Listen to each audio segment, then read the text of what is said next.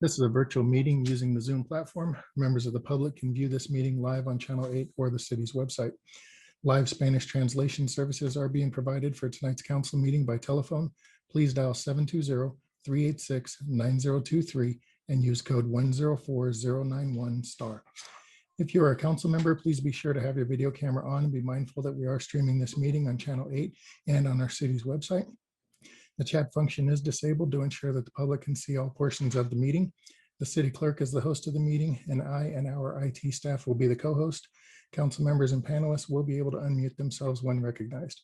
Please mute yourself when you have finished speaking, and remember to lower your virtual hand to prevent disruptions. Members of the public who have registered to speak will be recognized at the proper time. As a reminder, we will use roll call votes only when required by law or when requested by a council member or the clerk.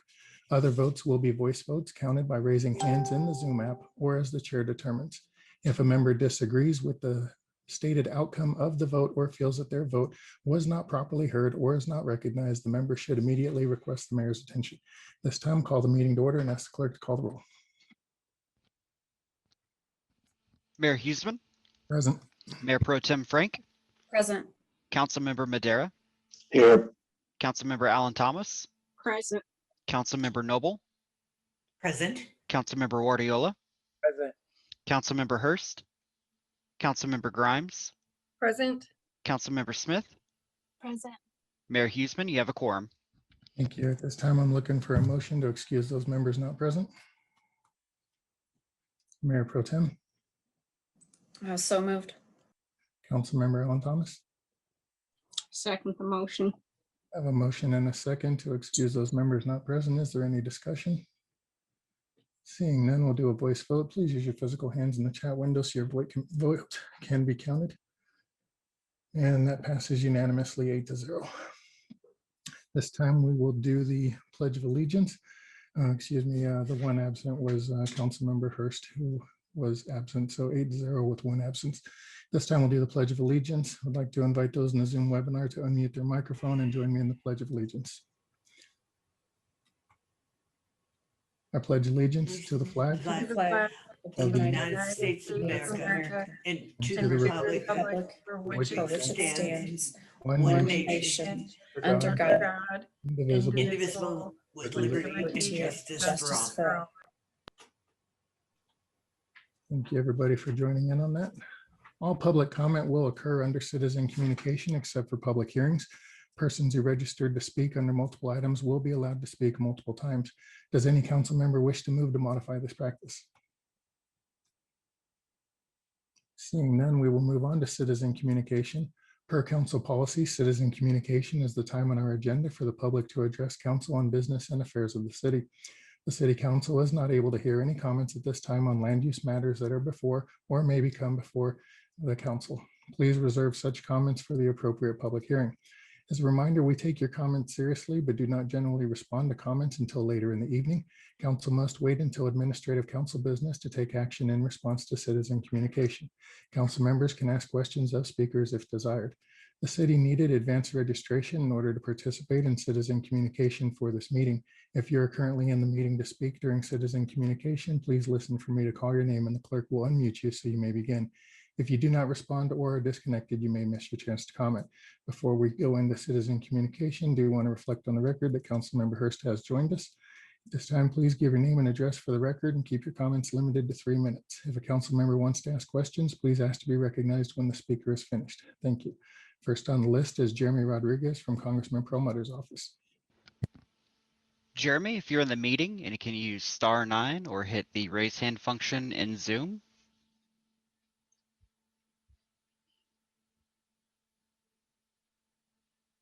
Mayor Huseman, I do not see Jeremy in the meeting.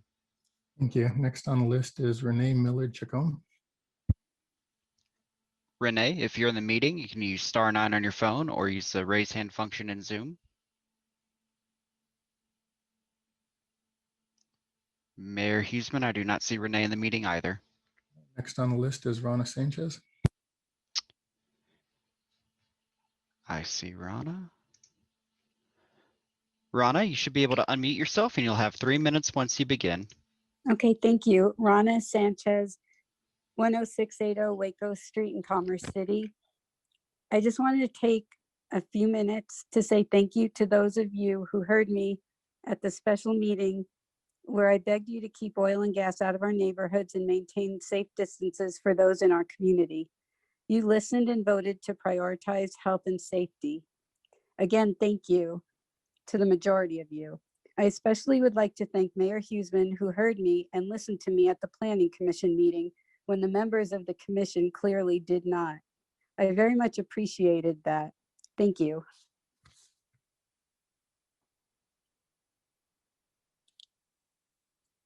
Thank you, ma'am. Does anyone on council have any questions for Ms. Sanchez? Seeing none, we thank you for your time this evening. Next on the list is Lisa Goodmanson.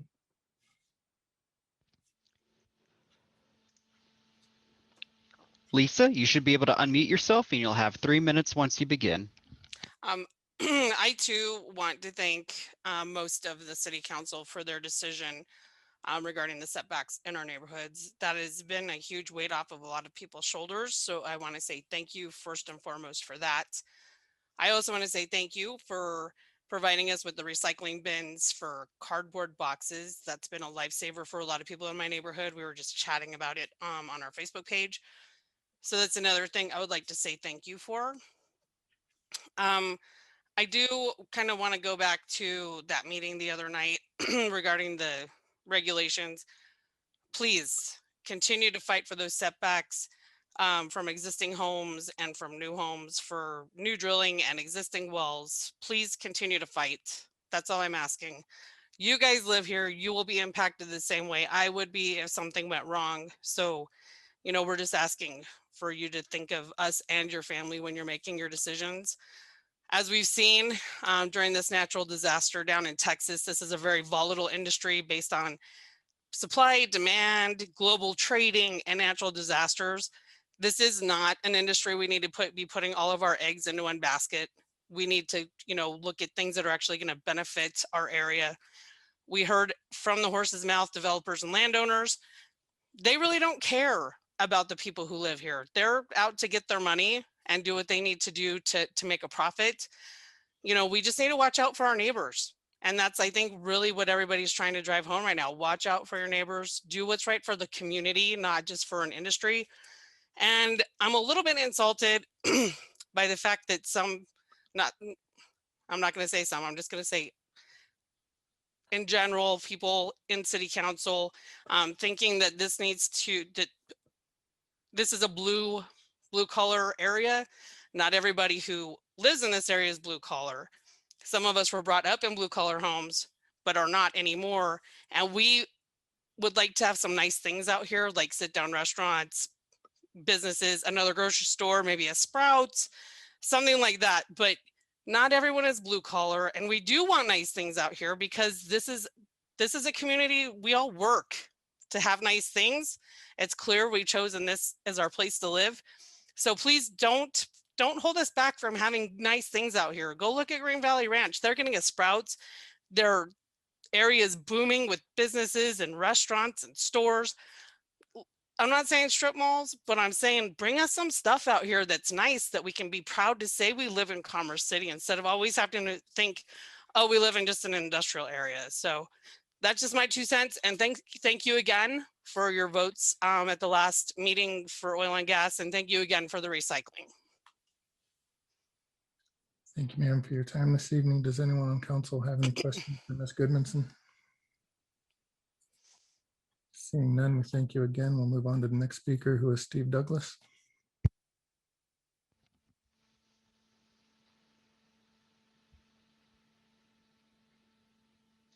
There you are, Steve. Steve, you should be able to unmute yourself and you'll have 3 minutes once you begin. Good evening, City Council and Mayor. I also want to send my appreciation for 2 weeks ago. You guys listened to us. The community spoke and you listened. And I want you to make sure you continue into the second hearing, the second reading with the same thoughts and regulations for future generation of Commerce City. That was great, and I appreciate Mayor Huseman for acknowledging the fact that I did speak at planning but was not recognized. Tonight, I just want to express myself as far as the city council. Please demand the best policies and regulations from our corporate partners and developers. And in return, you will get better results for those who want to be here. When you don't demand the best possible policies and regulations, you will get the bare minimum. So start looking out for the future generation and not just for the corporations. I had someone come to me, they went to get some water. They live in the villas, the Buffalo area off 120th and Chambers, because when I was working, because they said that their pipes were frozen. And I'm wondering, our building codes allow for the plumbing to be exposed to the interior wall, but to the outside and not inside where those pipes are protected. And maybe that wasn't an oversight. And then I also had signed up to talk about Z774, 0421 and CU 120 and 121. Also want to say, I probably can't speak on the resolution 2021-07, environmental consulting services.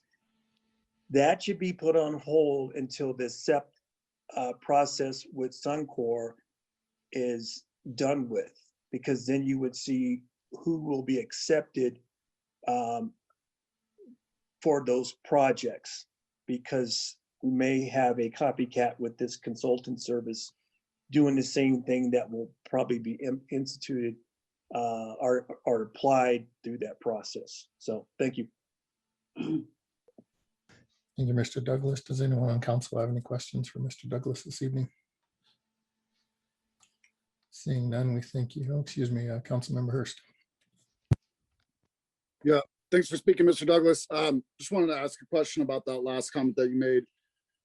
I think the SEP process may bode well better for us if we start working on some of our solutions, kind of our direction immediately. A lot of us know what we want to see, but it is our understanding that that money is going to be split multiple ways. And it's then my opinion that there's not even close to enough money there to solve a single one of the problems that we have. And so the reason I think we, at least from my position, advocate for that environmental position to start, or that contract to start immediately, is because there's a lot of work, like pre-work to be done.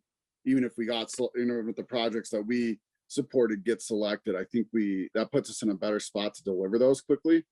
And so it's not that I don't hear what you're saying, because I want those people to work on, if we get selected by the SEP, I want them to work on that as well. But I think there's a lot of other important work that they can start doing or continue doing, even kind of at the same time congruently as the SEP is happening. Okay, just the reason why I said that is because there's so many multiple things happening with Suncor. Right now, they're looking at a water permit, the PFAS and PFOS on the facility. They're still using the firefighting foam that has PFOS in it, and so it's just, those are the things that the state mandated not to go forward with, and they're still using it because they have a huge supply of it. And then, not saying that this consultant service is not something that the city should go for, but I think the bigger bang for the buck is to see what happens with Suncor SEP process, and then maybe you could add on to that, because it came in at not as a high dollar amount, and maybe able to either save money or expand that program. That's all. Thank you. Next on the list is Christy Douglas. Steve, I assume Christy's sharing your phone. Yes. Yes. Okay, Christy, you'll have 3 minutes once you begin. Alrighty. Good evening, council. My name is Christy Douglas. I come to you as a concerned citizen of Commerce City and Adams County, a mother, grandmother, wife, an active community member, and I'm hoping that what I have to say tonight comes together. I wasn't sure if I was on the list to speak tonight, so I'm hoping this all makes sense. I came across two things today that caught my attention. And the first was health impact investigation by EHN, which is Environmental Health News. And one of the reasons that I think that it hit me so hard with the two things that I came across today was because I found out from the COGCC in the state that we are identified as a disproportionately impacted community, or DIC, or you can sound it out. So I'm going to reference this email that I got about the Environmental Health Sciences.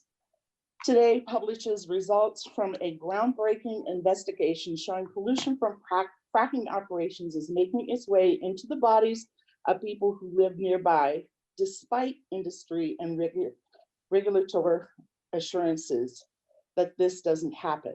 So in other words, the industry and the regulatory bodies are saying that it's not happening, but this investigation actually says that it's true, and it was done in the state of Pennsylvania.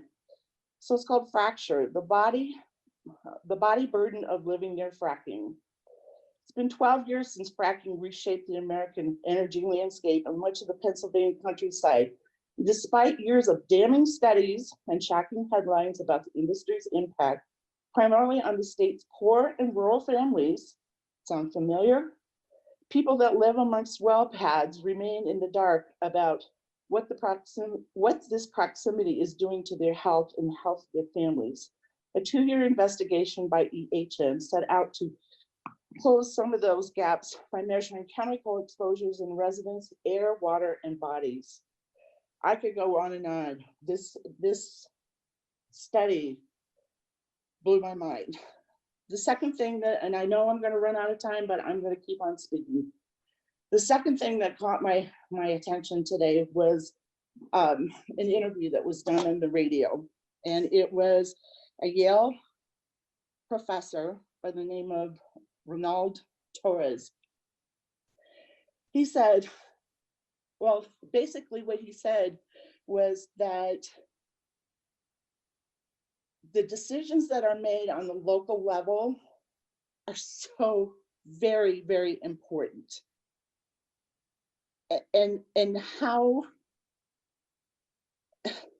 these decisions are made, you have to remember that you're going to have to be held accountable for those decisions. You're really going to have to be very clear-minded and how you move forward. So there's a quote out of the bio that I found on him today. Environmental justice gave me a way to meld my commitment to environmentalism with my commitments to social justice. Torres says, I have concluded very on that they had to be linked. That takes me back to the DIC. So, I'm sorry to sound emotional about this, but I love my community. And I love the people here. And we are disproportionately impacted. And I feel like everything is moving ahead like the speed of light without responsible recourse. And I feel like I'm jumping up and down in the middle of the road, waving my hands and screaming to get someone's attention. And the headlights of the Mack truck are just coming so fast at me, straight and full speed. I feel like I'm living inside today's headlines. And I don't want to be a DIC, and I surely don't want to get DIC'd. Please be cautious, be wary, be aware of the decisions that you are making and how they are going to impact the people that live here and not the people who come here to make money. Thank you. Thank you, Ms. Douglas. Does anyone on council have any questions at this time? Seeing none, we thank you for your time this evening. Thank you all for speaking with us tonight. If a follow-up is necessary, you should expect to be contacted by a staff member. Members of the public were also able to submit comments online and by mail. No written comments were received by the deadline. If anyone wishes to speak at a future council meeting, please check the meeting agenda and city website for information on how to register or submit written comments. Next on the agenda are presentations. First presentation. Mr. Mayor, Yes. point of order. Ms. Chacon is in the participants, in the attendees now, participants. She was one of the speakers. I just noticed that she showed up. All right, we'll go ahead and give Ms. Chacon the opportunity to speak since she did pre-register. Renee, you should be able to unmute yourself and you'll have 3 minutes once you begin. Thank you. Buenas noches, Wali o Wali. Good evening. I ask you to reimagine our spaces. We do live on the land of the Ute, Arapaho, Cheyenne, Hickory, Apache, Navajo, Lakota, Comanche people, and the surviving generations still living here, both urban and rural, of the thousands of indigenous descendants of 48 tribes that still travel through Denver. I remind you to please be a good living ancestor and to remember that pain is inevitable in life, but suffering is optional. Please respect the cultural resilience of those that are living in the disproportionate communities to tell you where we are being harmed by this particulate pollution that has caused suffering and those suffering from COVID to die in such ways that our communities now, especially Indigenous Colorado, will never be the same. Those meaningful protections that we're asking surround fracking wells and oil and gas sites. We are left powerless with no accountabilities from the industries creating the pollution and the governments allowing the degradation for political contributions. We're tired of being preyed on and being fleshed out and choked out of our homelands. We're asking you to please protect us over polluters. This will take you to have courage and humility to recognize the reality harming us all now with legitimate public endangerment. If extractive corporations are also given the privilege to sacrifice us, they should be held as moral corporate people and held for violent public endangerment and environmental crimes when they're committed on the people and land. Be accountable in helping to produce universal health care so no more damage will be done, and truly address the spaces that have been marginalized and impoverished Indigenous and Black communities experience this degradation physically as nausea, nosebleeds, headaches, asthma, anemia, childhood leukemia, and babies born at low birth rates. Systemically, this is a lack of access to safe and renewable transportation, food access, healthcare in this pandemic, and lack of affordable housing everywhere. You do have the ability to impact us that have been impacted by predatory capitalism, and now more than ever to dismantle all targeting practices of white supremacy and predatory capitalism, favoring some while harming those most at risk.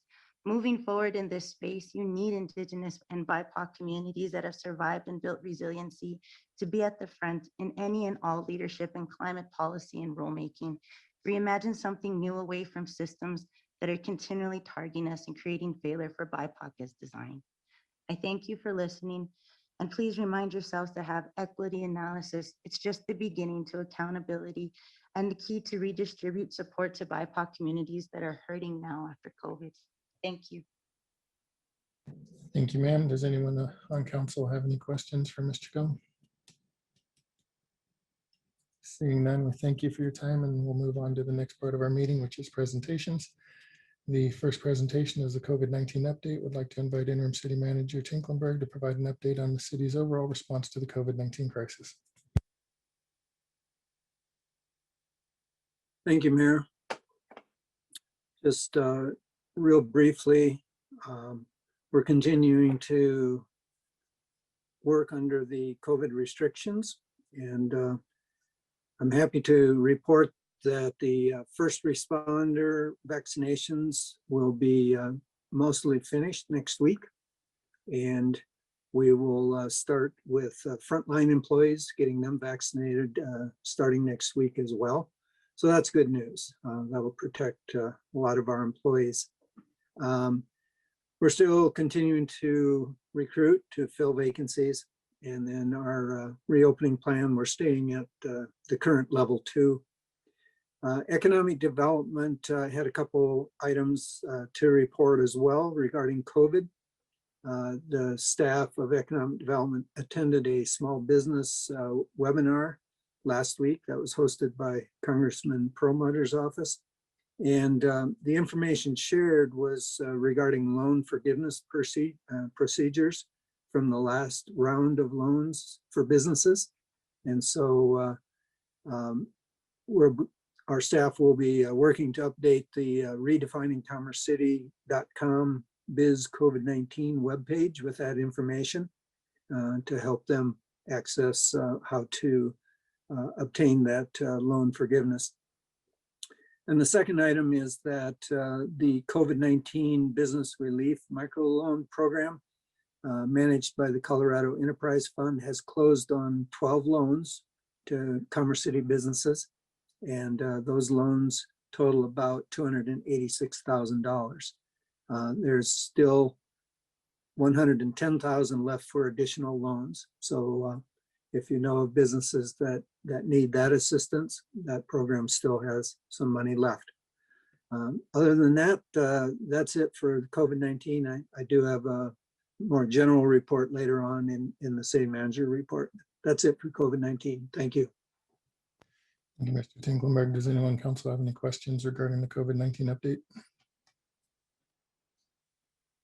Seeing none, we'll move on to the next presentation, which is the oil and gas monthly update. We'd like to invite Dominic Martinelli, environmental planner, to make the presentation.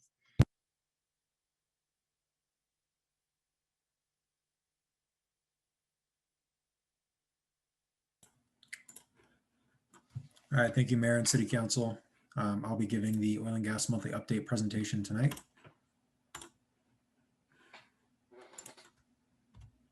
So city oil and gas permit applications, we do not have any updates from the previous meeting other than Extraction Oil and Gas has resubmitted the 5 permits that are currently in process. Staff is currently reviewing those permits and will be following up with them on additional revisions and feedback in the next 4 weeks. No changes to this map from the last update. No changes to the slide from the previous update. No additional activity since the previous update as well. Again, we are still anticipating that Extraction's 2A permits and the other permit that was filed would also need to be refiled under the new COGCC rules and regulations. Ultimately, those new applications have not come forward. No changes to the map from the previous meeting. And then some general updates. As you all know, on February 11th, City Council approved the new oil and gas regulations on first reading. In the way that our process works, they'll be considered for a final adoption during second reading on March 15th. As you all know, Suncor has been undergoing its Title V permit public comment period. That opened in mid-February and will be closed on March 19th. Typically, the way the process is that if there is a member of the public that petitions to extend that public comment period, that potentially could happen. And based on the level of public involvement that CDPHE has indicated is occurring for this permit, will ultimately lead to that outcome happening. So for those that are able to access this presentation remotely, there's links provided to the public comments. And then comments can also be sent via email to cdphe.comments@pd8state.co.us. And there's also a notification from the Air Pollution Control Division. The city is also anticipating providing comments on the Title V permit renewal as well. Concurrent with this process, the Colorado Department of Public Health and Environment is also renewing the water quality discharge permits for the refinery. This includes both the treated wastewater outfall and general stormwater outfall that is released from the refinery into public waters. There were 2 public meetings that were held on February 17th and February 25th. One of the main items that was communicated during that is ultimately within the current stormwater permits that have been issued to the refinery. There is not currently an exceedance limit on PFAS or PFOA. And the division anticipates and they'll be looking and exploring placing some sort of limit on the amount of PFAS and PFOA that can result from discharged water from the facility. Generally around 70 parts per trillion being the science-based threshold for impacting human health. There is additionally a study session scheduled with Suncor on March 8th. The purpose of this study session is to discuss recently occurring upset and exceedance events that have occurred, and for Suncor staff, as well as the Colorado Department of Public Health and Environment, to answer any specific questions that council has on any of those specific instances, as well as some other general updates from Suncor regarding their community air monitoring programs and their community notification system that's recently been set up. In addition to this, Adams County staff is currently in the process of amending their oil and gas regulations to comply with the new COGCC rule and regulations. So this is based on direction they received from the Board of County Commissioners. They're in the process of conducting 2 phases of minor amendments, which they anticipate to have completed towards the end of July for the first round, and then towards the end of 2021 for the second round. Ultimately, no specific guidance has been provided on what sort of policy direction they're going to go, but this is an ongoing process, and we'll stay tuned. A general update on the plug and abandonment of the Boxelder 4121 well. So this is on the general corner of the southwest corner of 96th Avenue and Tower Road. There is a well that's being plugged and abandoned, and that process occurred on February 19th. I believe the overhead rig is still out there, and from recent communications that we've received from Extraction Oil and Gas, the plug and abandonment of this well, the overhead rig will be removed by tomorrow, and they're in the process of removing underground flow line, tank batteries, and some certain above ground equipment that's currently in place. So they did anticipate that this work would take about 2 weeks, and we're starting to get towards the 2-week period for that. So this is Colorado Department of Public Health and Environment information that's been provided on Suncor. So during the reporting period for this update, which is January 28th to February 22nd, there were 5 violations that occurred during that time period. There was an upset event that occurred generally between the 14th and the 16th. During that time, they exceeded the sulfur dioxide limit of 500 pounds per 24-hour period, with a maximum reported value of 535 pounds of sulfur dioxide. There's the exceedance limit of 15.68 pounds per hour on a 1 average period, which was reported at 451 pounds per hour at its highest level. There was an exceedance of the sulfur dioxide limit of 250 parts per million at 0% of O2, a 12-hour average, and that was at 2,095 parts per million. There was an exceedance of the hydrogen sulfide limit in flare gas up to 300 parts per million. And then there was the failure to maintain the net heating value of flare combustion zone gas at or above 270 British thermal units per standard cubic feet. Ultimately, in the study session, we do anticipate to get into some more of the technical details of this and how it's regulated through the permit and what sort of remediation is taken on the refinery during these upset values. So in addition to the air violations, there was one spill event that occurred of a spill of ultra low sulfur diesel, which was approximately 351 barrels that were released, and it occurred due to a piping component failure in the facility. And then we'll show some maps on the next slide that shows exactly where this occurred. Out of the 351 barrels that have been released, 270 barrels of material have been recovered, and Suncor is in the process of doing soil remediation and things of that nature to address the spill. And there were also 2 events that triggered the refinery's alarm system. On February 10th, there was a leak detected in refining process equipment. And then on February 16th, there was a vapor leak in the crude unit, which triggered the Suncor's refinery alarm system. So just provide some context of where the spill occurred. So the refinery split into the west and the east side. So this is generally on the east side, the plant 2, and shows exactly where that occurred, kind of in the map on the right, showing the locations of tank 48 and 49 and 32. And then it is important to note that no material exceeded and went beyond Suncor's fence line. And then in addition to this, with every monthly update that's provided, Suncor provides a written report that's included as attachment to this packet and is provided as a monthly update by the refinery. It includes discussion on the topics that we'll be discussing on March 8th, a number of environmental updates, their current refinery notification opt-in system that was recently launched, and then additional updates regarding COVID-19 and community investments. And with that, staff is available to answer any questions you have. Thank you, Mr. Martinelli. Appreciate the update as always. Before I open it up for questions, I do want to correct one item that I see on your slides. You list only 2 alarm events taking place at the refinery. There was a 3rd alarm event that took place on February 17th when they had a pipe that leaked hot water and steam and caused them. So there were actually 3 events last month, not just 2. Is there anyone on council who has any questions? Seeing none, thank you again for your time this evening. We'll move on to the next item on our agenda, which is the consent agenda. I'm sorry, Mr. Mayor, I had my hand up. Yeah. Oh, no, it is. Normally it's blue and right now it's yellow for some reason. I apologize. Go ahead, Councilmember Noble. That's all right. Thank you. Thank you very much for the report, Mr. Martinelli. And I do want to point out to everyone that when exceedances are referred to, it means that the permits allow a certain amount of toxins to be emitted. And the exceedance is that they have exceeded the allowed toxins into the air. The map that was, the maps that were included in the oil and gas update, I was looking for one that showed all of the sites and I'm not able to see that.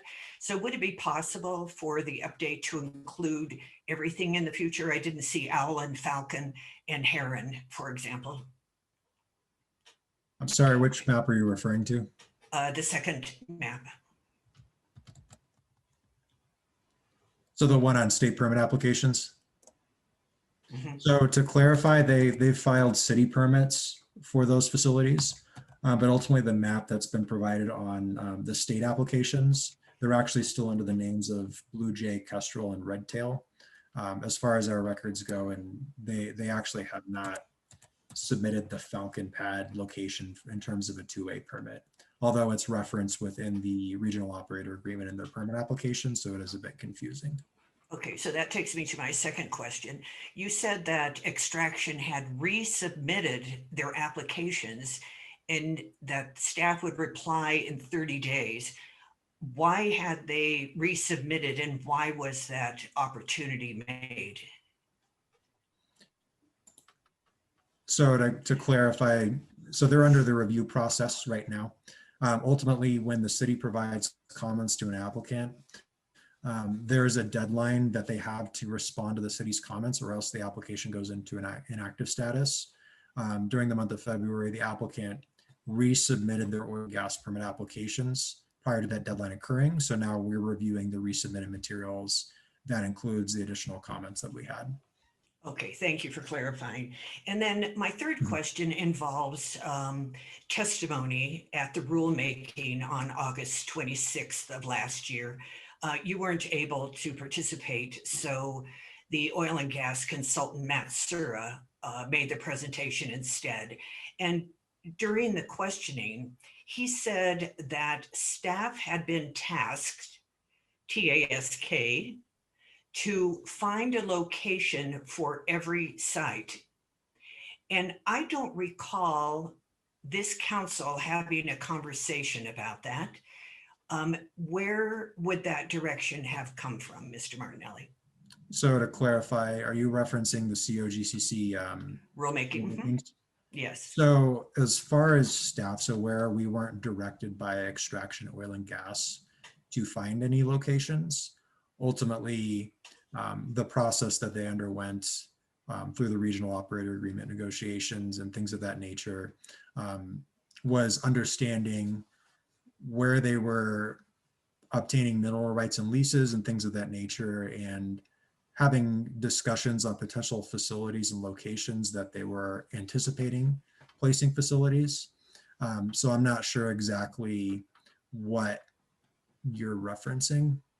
Did the staff, did the city council or an administrator tell staff to find a location for every site? Robert, it looks like you have your hand up.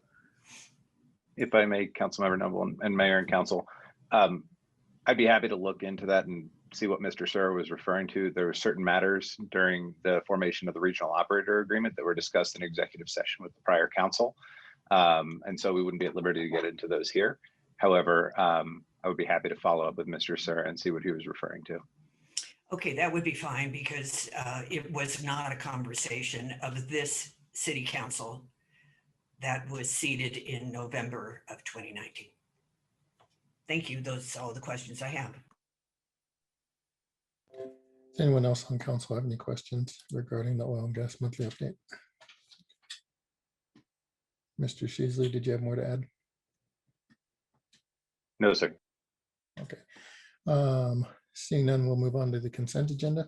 The consent agenda includes items that are routine, procedural, informational, self-explanatory, and non-controversial. They are presented to council for a single motion and vote. Any member of council may ask to remove a specific item for further discussion and a separate vote. Tonight, there are 8 items listed under the consent agenda. Does anyone on council wish to remove an item off the consent agenda for further discussion? Not, I'm looking for a motion and a second to approve the consent agenda. Mayor Pro Tem, Motion to approve the consent agenda. Councilmember Wadiola. Second the motion. I have a motion and a second to approve the consent agenda. Is there any discussion? Mayor Pro Tem, My bad, sorry. seeing no discussion, will the city clerk please read the titles and take a roll call vote? Minutes of February 1, 2021, minutes of February 11, 2021, ordinance 2317, an ordinance amending the Commerce City Revised Municipal Code to enact a new section 2-4203 relating to the authority of city personnel to establish rules. Ordinance 2318, an ordinance amending the Commerce City Revised Municipal Code to regulate the parking and abandonment of large vehicles, recreational vehicles, and utility trailers and to establish minimum fines. Ordinance 2319, an ordinance amending the 2021 budget of the City of Commerce City, Colorado by appropriating portions of the unencumbered fund balances of the general fund in the amount of $22,880 for costs associated with economic development incentives and authorization of the expenditure thereof. Resolution 2021-05, resolution approving Irondale property acquisition and authorizing amendment to intergovernmental agreement with Urban Drainage and Flood Control District regarding the purchase of Irondale Gulch drainage properties. Resolution 2021-13, resolution authorizing grant of easement to South Adams County Water and Sanitation District. Resolution 2021-14, resolution authorizing amendment to agreement for the lease of 7450 Highway 2 to the Commerce City Historic Society. Councilmember Madera, Yes. Councilmember Alan Thomas, Yes. Councilmember Noble, Yes. Councilmember Guardiola, Yes. Councilmember Hurst, Yes. Councilmember Grimes, Yes. Councilmember Smith, Yes. Mayor Pro Tem Frank, Yes. Mayor Huseman. Yes. Passes unanimously 9-0. Thank you, sir. Next on the agenda is a public hearing. This public hearing is Z-774-04-21, an ordinance approving the Second Creek Farm PUD zone document. I'll remind council to use the public hearing only to ask questions, but not to express opinions or indicate how you will vote. Council members are not to provide testimony if you wish to participate in the decision. Rely only on facts developed in this hearing and in the record, and apply those facts to the criteria in the Land Development Code. This time I will open the public hearing and invite Dominic Martinelli, environmental planner, to make the presentation. Thank you, Mayor and City Council. Again, I will be giving this presentation on the Second Creek Farms PUD amendment.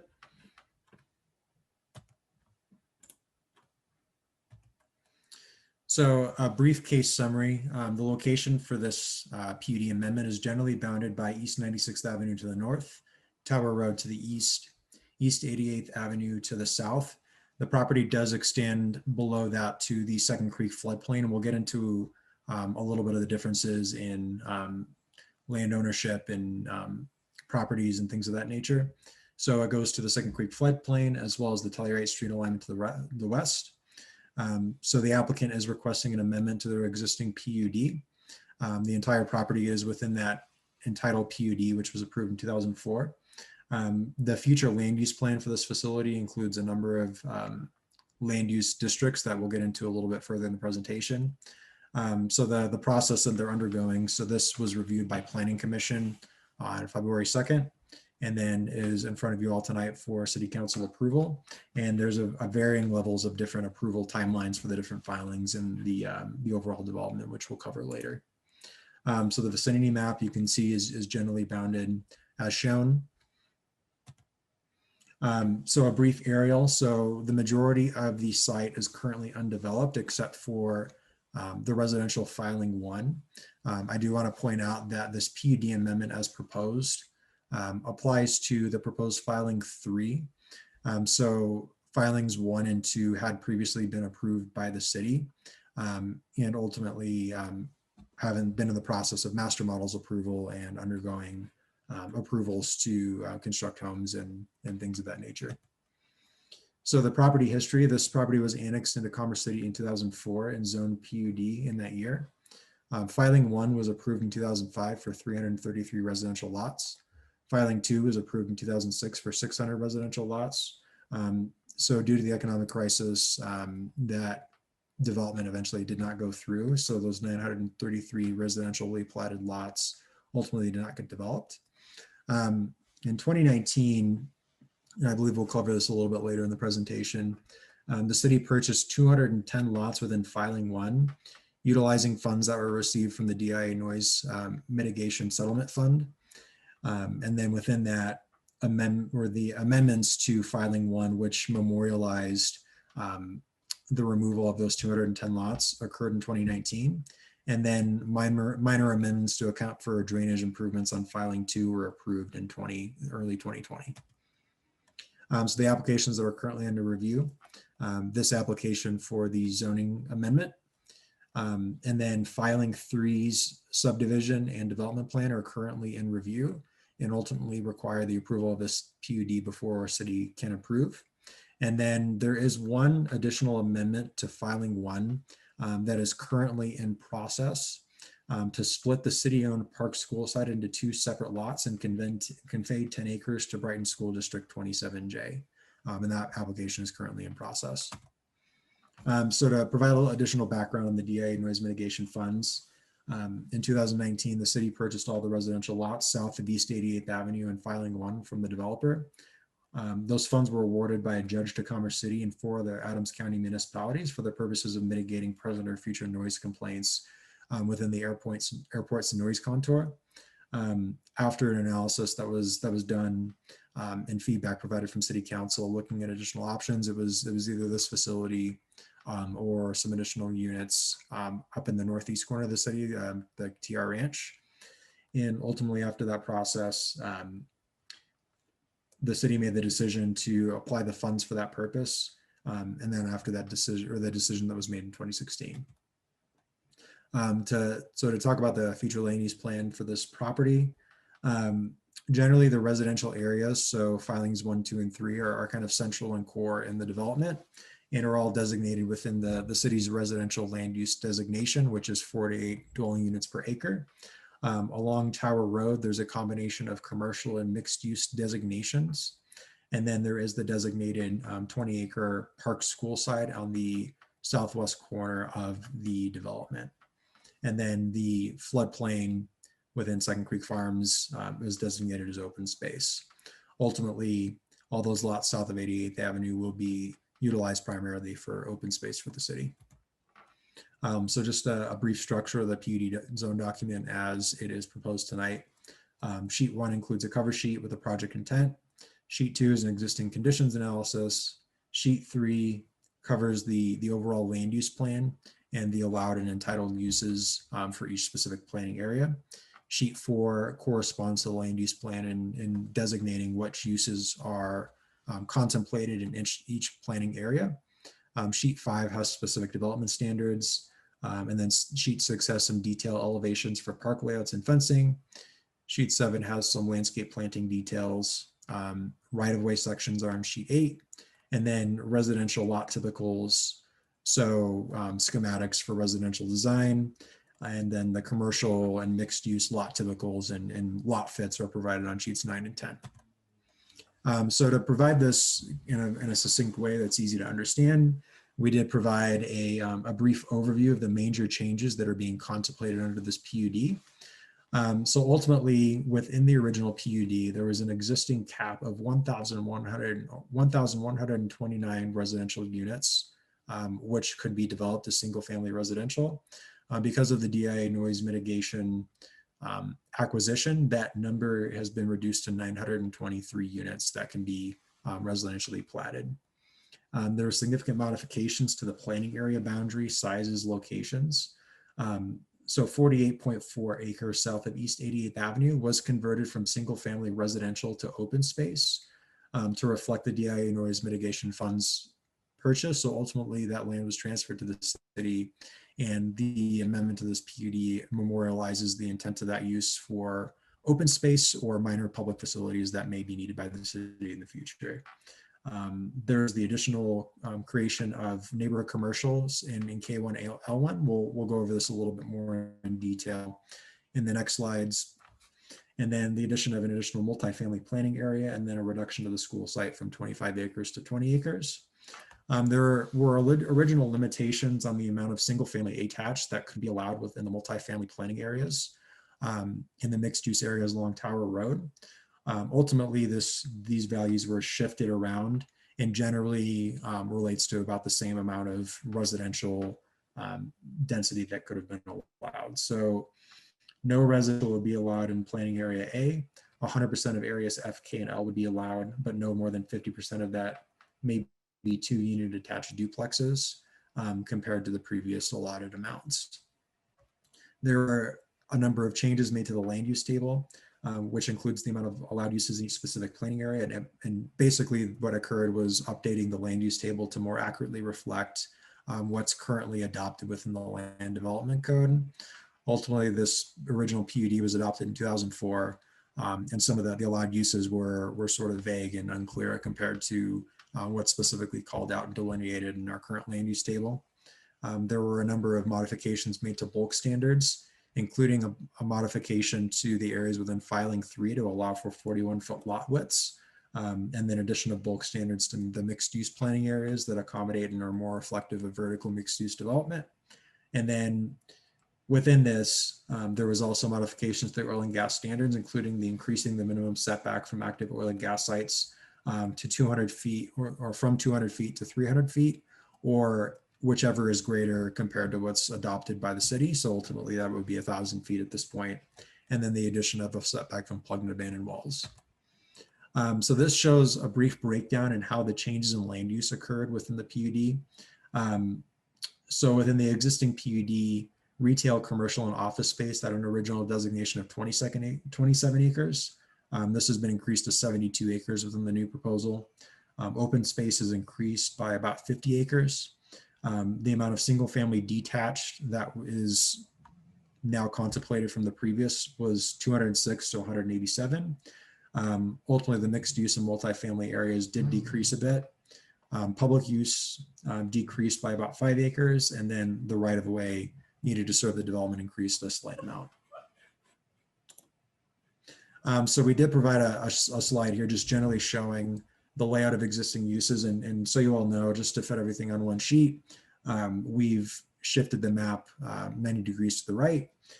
So north is facing east, but the original development, which can be shown on the bottom, basically had the single family detached south of 88th Avenue, and then a mixed use designation of planning area A, which did allow for some residential uses.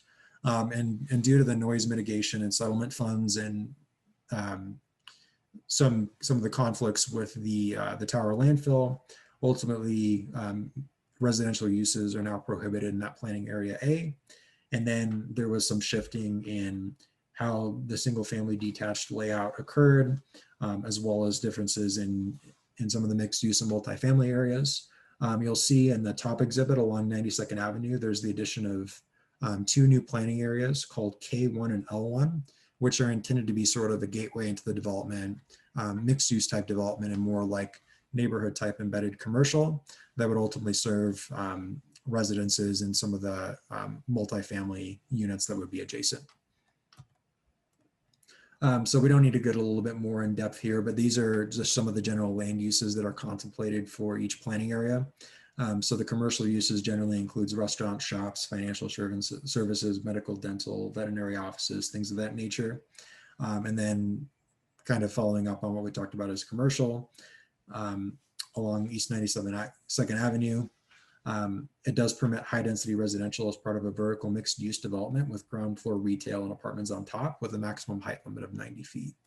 And then the mixed use along Tower Road includes many of the same commercial uses that were described, in addition to allowing some multifamily and high density multi-story attached residential townhomes or vertical or horizontal mixed use developments.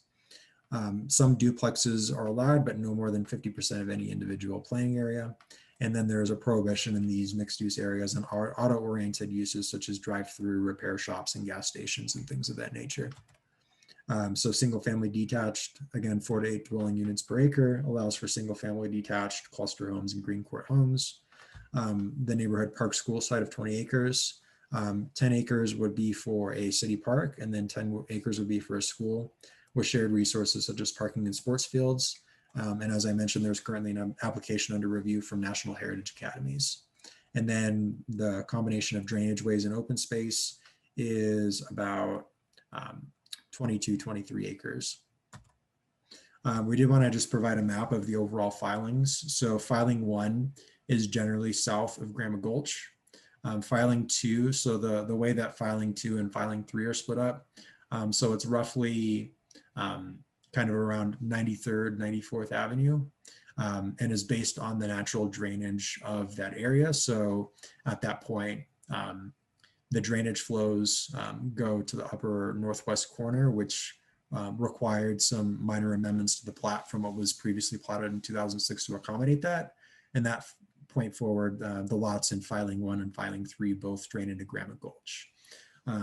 So the arterials that generally serve the facility are 96th Avenue, Tower Road, and then as part of filing 1, the applicant is currently constructed the bend from 88th Avenue, which curves into Telluride Street. There are a number of primary collectors that serve the facility, including East 92nd Avenue, Second Creek Farms Plaza Drive, and then Telluride Street, which all have on-street bike lanes. And then the trail corridor in alignment with the previous oil and gas alignment, the flow line that was removed, ultimately provided an opportunity for a trail corridor that serves the residential development going from north to south, and then connecting and then crossing Grandma Gulch into filing 1 is shown. So just overall how this complies with the overall transportation network. So Tower Road is designated as the principal arterial for the city. And then most of these minor and major arterials generally flow traffic up north to 104th Avenue as well as the freeway. And then ultimately a number of the traffic that's generated from this will be served into a new interchange along 88th Avenue that'll be developed in conjunction with the Legato development. Just a brief note on infrastructure. So as we talked about, Grandma Gulch feeds ultimately into Second Creek. There was the T88 diversion project, which was completed by the city, which redirected some of the flows from the north towards Grandma Gulch. And the applicant would be required to reimburse the city once the regional commercial, the 27 acres of commercial in the northeast corner ultimately develops. And then water and sewer, so Tower Road contains available water, and then sewer is available at Tower and 96th Avenue. And then ultimately the applicant included all of the Second Creek Farms property into the GID, the Northern Infrastructure General Improvement District, in 2019. So there are a number of historic oil and gas wells.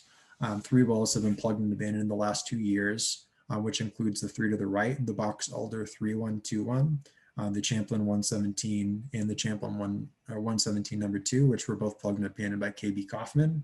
And then the former Anadarko pipeline that serves those 3 facilities have been removed. The final well, as I mentioned, the oil and gas monthly update is in the process of being plugged and abandoned as we speak.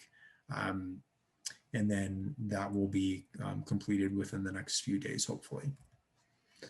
So just a brief note on the public facilities. So there's the existing 20-acre park school site, and then 4 private parks are proposed throughout the filings 1, 2, and 3, which meet the minimum park space standard of 3% of all developable land within the development.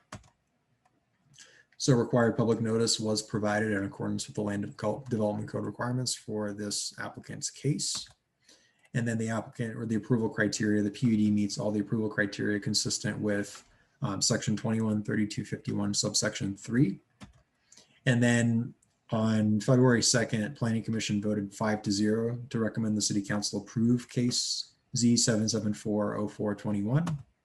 And then city staff and the applicant are available to answer any questions. And Dylan, if you can let in David Foster, I believe, well, actually, let's do questions for staff first.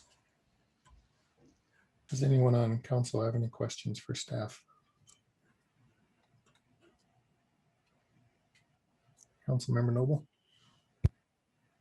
Thanks very much. So I was looking for a map that showed where the lots are laid out versus the plugged wells. And I didn't see one in any of the package. Do you have an overlay? I do. I'll go ahead and pull it up. So just generated a brief PDF here, and I'll zoom in a little bit. Again, this is tilted 90 degrees to make it a little bit more visible on the screen. But we've shown just generally where the location of these 3 plugged and abandoned wells are, and then the abandoned well in process up in the commercial tract. So you'll see that the residential lots have been generally platted in accordance with it, and ultimately the plugged and abandoned wellheads would not directly sit under any lots, and there is a significant amount of spacing distance from the boundaries of any of these lots to the plugged and abandoned wellhead. Okay, so they're in the pocket parks, basically. Yeah, to make sure that there's enough room for equipment in the event that needs to come in, and ultimately if there's any equipment that needs to do, it's the same thing if Excel comes in and has to access utility easement, they typically come in and repair and things of that nature. And how many acres are each of those little parks? Individually? I don't have that number offhand at the moment, but as we're going through this presentation, I can dig into my files and get that info for you. Okay. And a concern that I have about this project is the ingress and egress on 96 and also on Tower Road. So without any curb cuts or extra effort made regarding traffic or transportation or what extra lanes, I'm very concerned about how many homes, new cars in this area. There was a project, let's see what street, at about 100th and Tower Road, where you make a right turn into the project. They are carriage homes, but there's no curb cut. So everyone on Tower Road has to stop behind cars that are making a right turn. Is there any way to include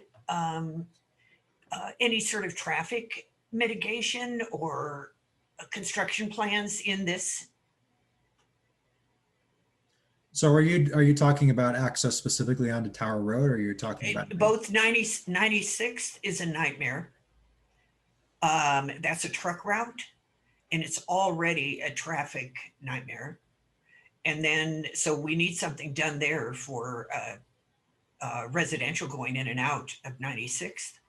And then also on Tower Road, it appears that there's really, how many ways is there to get into this subdivision, this new subdivision?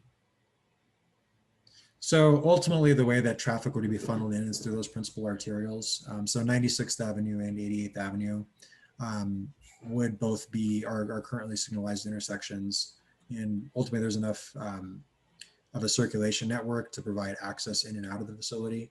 92nd Avenue, I cannot remember. So ultimately there would be 2 additional access points to Second Creek Plaza and 92nd Avenue. I believe, so at the time development occurs at those multifamily and commercial pads, our Public Works Department would make a determination as to whether or not it would be a right in, right out, a full signalized intersection or anything of that nature, or depending on the nature of the commercial uses that are proposed. So ultimately it's not for this facility based off of how many residential units, but ultimately how many, like what does the commercial parcels end up being developed as? Are they high traffic volume generating uses? And ultimately at that time, our Public Works Department would make a determination as to what sort of additional public improvements. And given that when you go down Tower Road, obviously there's no curb cuts on the west side of Tower Road, but ultimately at the time that development occurs and things of that nature, there would be the ability to create new access points into the development. Okay, so that would be the developer giving up property. So that doesn't have to be determined now. That could be determined down the road. Yeah, and along Tower Road, it's definitely going to be more driven by commercial, and then ultimately what those commercial impacts will help drive. And basically, when they do a traffic study, they'll look at the existing conditions. So that's the residential homes plus the new traffic, and then if that volume dictates or generates enough of a traffic concern that warrants a signal or anything of that, then they would go and proceed at that point.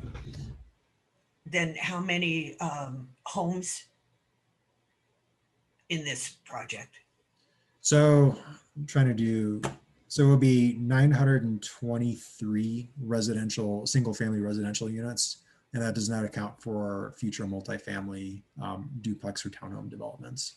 Okay, and another question, to understand the noise agreement. It would seem to me that the noise agreement was designed for no one to use that land because of the noise. That was the trade-off. So why would we be putting a school there? So regarding the noise mitigation funds, and I'll do my best to answer this, and if Robert has any additional feedback, I think he was a little bit more involved in that process. But ultimately what occurred is there was a lawsuit that occurred between Denver International Airport and the jurisdictions within Adams County that are adjacent to the airport. And ultimately those funds required that the city designate some sort of process to mitigate future noise concerns. So ultimately we were only granted a certain amount, I believe it was 1.8 million, to be utilized towards some sort of improvement.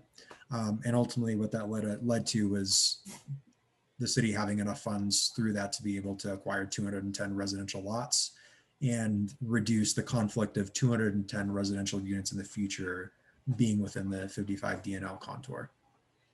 Robert, is there anything else that you wanted to add to that? Sure. Could you bring up the map showing the school site, please?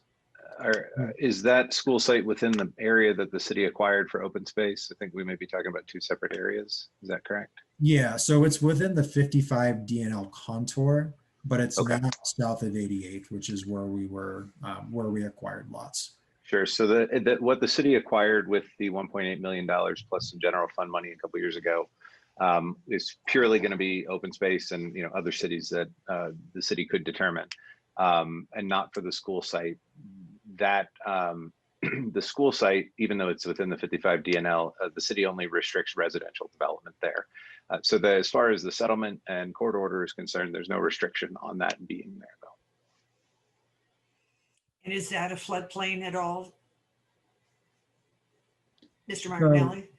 Yeah, so the property, it's not within the Grandma Gulch floodplain. There's ultimately a portion of it. So the school would be located on the south boundary. There would not be any development of buildings or parkings or anything of that nature within the Grandma Gulch drainage way or floodplain. Is the school within the floodplain? Let me double check the FEMA.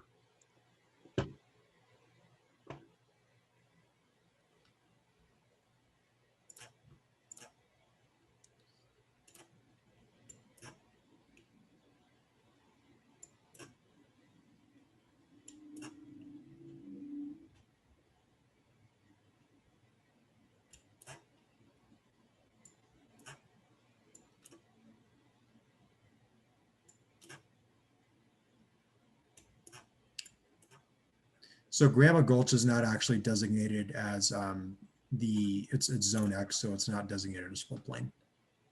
Okay. Originally there were 933 lots and now there's 923. Theoretically, from 933, there should really, if you do the 210, it should be 710 lots as opposed to 923 lots. So you're talking about the decrease. So For the noise abatement agreement. Yes, so there were originally 933 lots within both filings 1 and filing 2. Right. Ultimately, that 1,129 allowed for some residential development within the multifamily tracts. So that basically that provision was capped and removed. So it's just 923 to reflect filings 1, 2, and 3 in terms of single family residential only. My understanding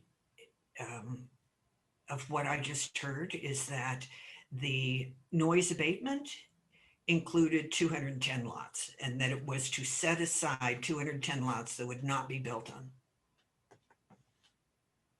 Yes, that's correct. So the 210 lots south of 88th Avenue were acquired for that purpose.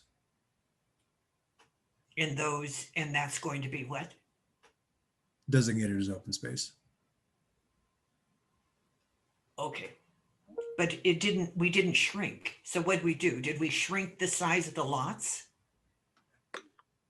Because we should have theoretically gone from 933 lots down to 710, but we have only gone down to 923.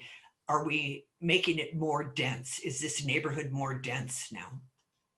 Dominic, I can jump in. It wasn't an exact trade-off because we assisted them with abandonment and plugging of oil wells, which allowed them to get more lots in that area north of 88th Avenue. So that's why it's not an exact number trade-off. We purchased 48 plus acres, which, yeah, you're talking about the number of residential lots that were taken out of the development at that point, but they were able to recoup residential lots north of 88th Avenue because we assisted them with getting several oil wells plugged in and abandoned. I believe I read in the planning documents that the lot size went from 50 feet to 41 feet. That's correct. So for filing. Okay, isn't that denser then if you're taking 9 feet off of every lot? So ultimately, in conjunction with that, and to kind of follow up on what Roger said, it's not as clear cut as kind of an A plus B equals C. So he did mention that there was the assistance that went into that. Ultimately, some of the lots within filing 3 are more dense, but ultimately it's within the allowed 48 dwelling units per acre that's designated within the comp plan for multifamily, or I'm sorry, for medium density residential.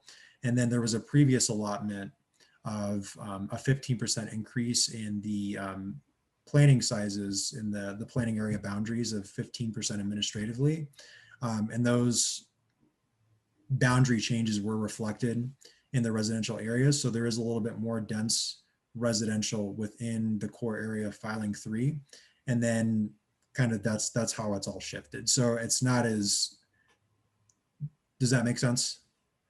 Yeah, and my only other question is I'm very concerned, given our parking ordinance, as to whether these folks are actually going to have real driveways that a full car or vehicle can park in, or are these mini driveways like the carriage homes off of Tower at 100th Ave? So for these facilities, this would be, so for the lots in filing 3, the lot width is enough to meet our actual architectural design standards and fulfill a 2-car garage. Ultimately, setback standards for this wouldn't be any different from your standard single family residential. And our understanding from the developer is they're going to be pursuing, this isn't going to be alley loader product, this would be front loaded garage product. So ultimately with our current setback standards and the garage development, it would be enough to fit 2 cars in the driveway and then the 2-car garage. Okay, let me see if that covered everything. Yes, it does for me. Thank you. Mhm. Are there any other questions from staff regarding the presentation? Seeing none, would like to invite the applicant forward to make any comments or answer any questions from council. Thanks. Can you hear me okay? Yep. Great. Good evening. My name is David Foster. representing the developer of the site. My address is 360 South Garfield, Denver 80209. And it is sure good to see all of you, although I'm sure in person will be a lot more fun, hopefully soon. I have had the great pleasure of being able to work on this project since it was annexed back in 2004. So this is a pretty exciting moment that we're finally getting to a place where this project is coming to fruition. And before I go any further, I do want to just make a quick mention that Dominic Martinelli is, I'm sure you guys hear this on a regular basis. He is a really significantly competent staff person, and we've worked with him for a long time and appreciate his thoroughness. In fact, because he's so thorough, I don't have to make a significant presentation. So I'll be as brief as possible because he's presented so much information. I think one of the takeaways from tonight is that the impact of Tower Road is finally coming to fruition.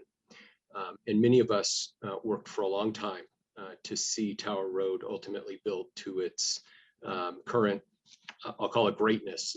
It feels like it is great. And we're seeing the opportunities that are availing themselves in the marketplace as a result of that. You've seen in the new plan significantly more non-residential use along Tower Road. I think it may even be 2x what was initially zoned for. So we think that there are some great opportunities in Commerce City to take advantage of non-residential uses. Also, we were a willing participant, and I want to kind of make a moment to talk about when the city approached us and asked to purchase the property. I will tell you that the land as developed is far more valuable than that which the city paid. And in exchange, some of the issues that you've heard kind of discussed tonight were played out in terms of helping with exaction and helping with the oil and gas sites. And you'd have to be pretty naive not to know what's going on in Commerce City with oil and gas regulations.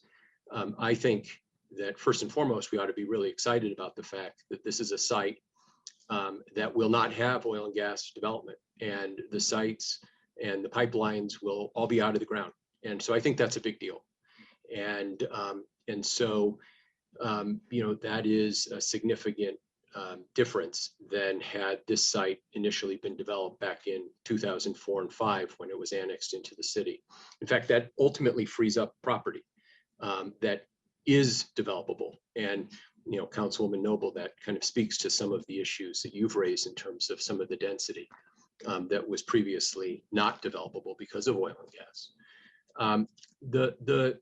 The other issue, Councilmember Noble, that you raised relating to traffic, this project, as you can well imagine, was properly vetted through the city's Public Works Department. We did a traffic study. All of the appropriate improvements have been made in order to accommodate. There are certainly going to be some signalizations and other improvements along the way as more and more folks come to use 96th and Tower Road and some of the other associated improvements in the city. But at least at this point, we have checked all the boxes and had all of the studies and reviews done by your staff with our professional team as well. So, and also the 3X in terms of open space for the overall development, I think is a big deal. And that's something that we're sure proud of as well. So I'm here tonight with our engineer and our planner. If you have more specific questions that need to be answered, but we're excited to finally be here. It's been a long time. And we're excited about what the future holds for this project in Commerce City. Thank Mr. Foster, appreciate those comments. Does anyone on council have any questions for the applicant? Councilmember Noble? Thank you very much. What is the square footage of the pocket parks? Or what are the dimensions of the pocket parks? Yeah, I don't know if Dominic's gotten that answer yet, and I don't know if we have Mick or Chris who are on this Zoom yet. So I can move Mick and Chris over. Give me just one Great. moment, please. Susan, I did have a chance to look while we were going through the presentation. The 3 pocket parks total 5.5 acres in size. What are their dimensions? Dimensions, give me a second to measure that. I don't have that offhand.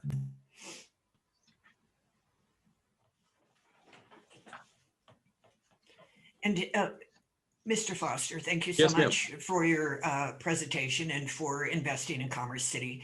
I do have to add, though, with all due respect, that although there are not actual sites on this property now, and I am glad that these have been plugged up to current standards and the battery tank removed as well, but it is an area that would be fracked under. So I don't want people to think that nothing is going to affect this area. Something might, because there is a mega pad that is planned for east of there that would directionally hydrofrack towards the arsenal. Okay. So for anyone Yeah. listening, I just want us to be very clear about that. The other question I have for you is regarding the traffic plan. When did that discussion take place? When was that formalized about the traffic and et cetera for this area? Well, we submitted a traffic study along contemporaneously with this process. So Yes. When was it? Was it within the last 2 years or? Oh, yes. Yes, for sure. Okay. Thank you. Yeah, you're welcome. Anybody else have any questions for the applicant? Mr. Martinelli? And then just to follow up with Ms. Noble, I did take a look at the subdivision documents. So obviously each one of the individual parks varies, but each one of those boundaries generally varies between 150 feet and 250 feet in length. So for example, one of the ones that I'm looking at in filing 3 has dimensions of 150 feet by 250 feet.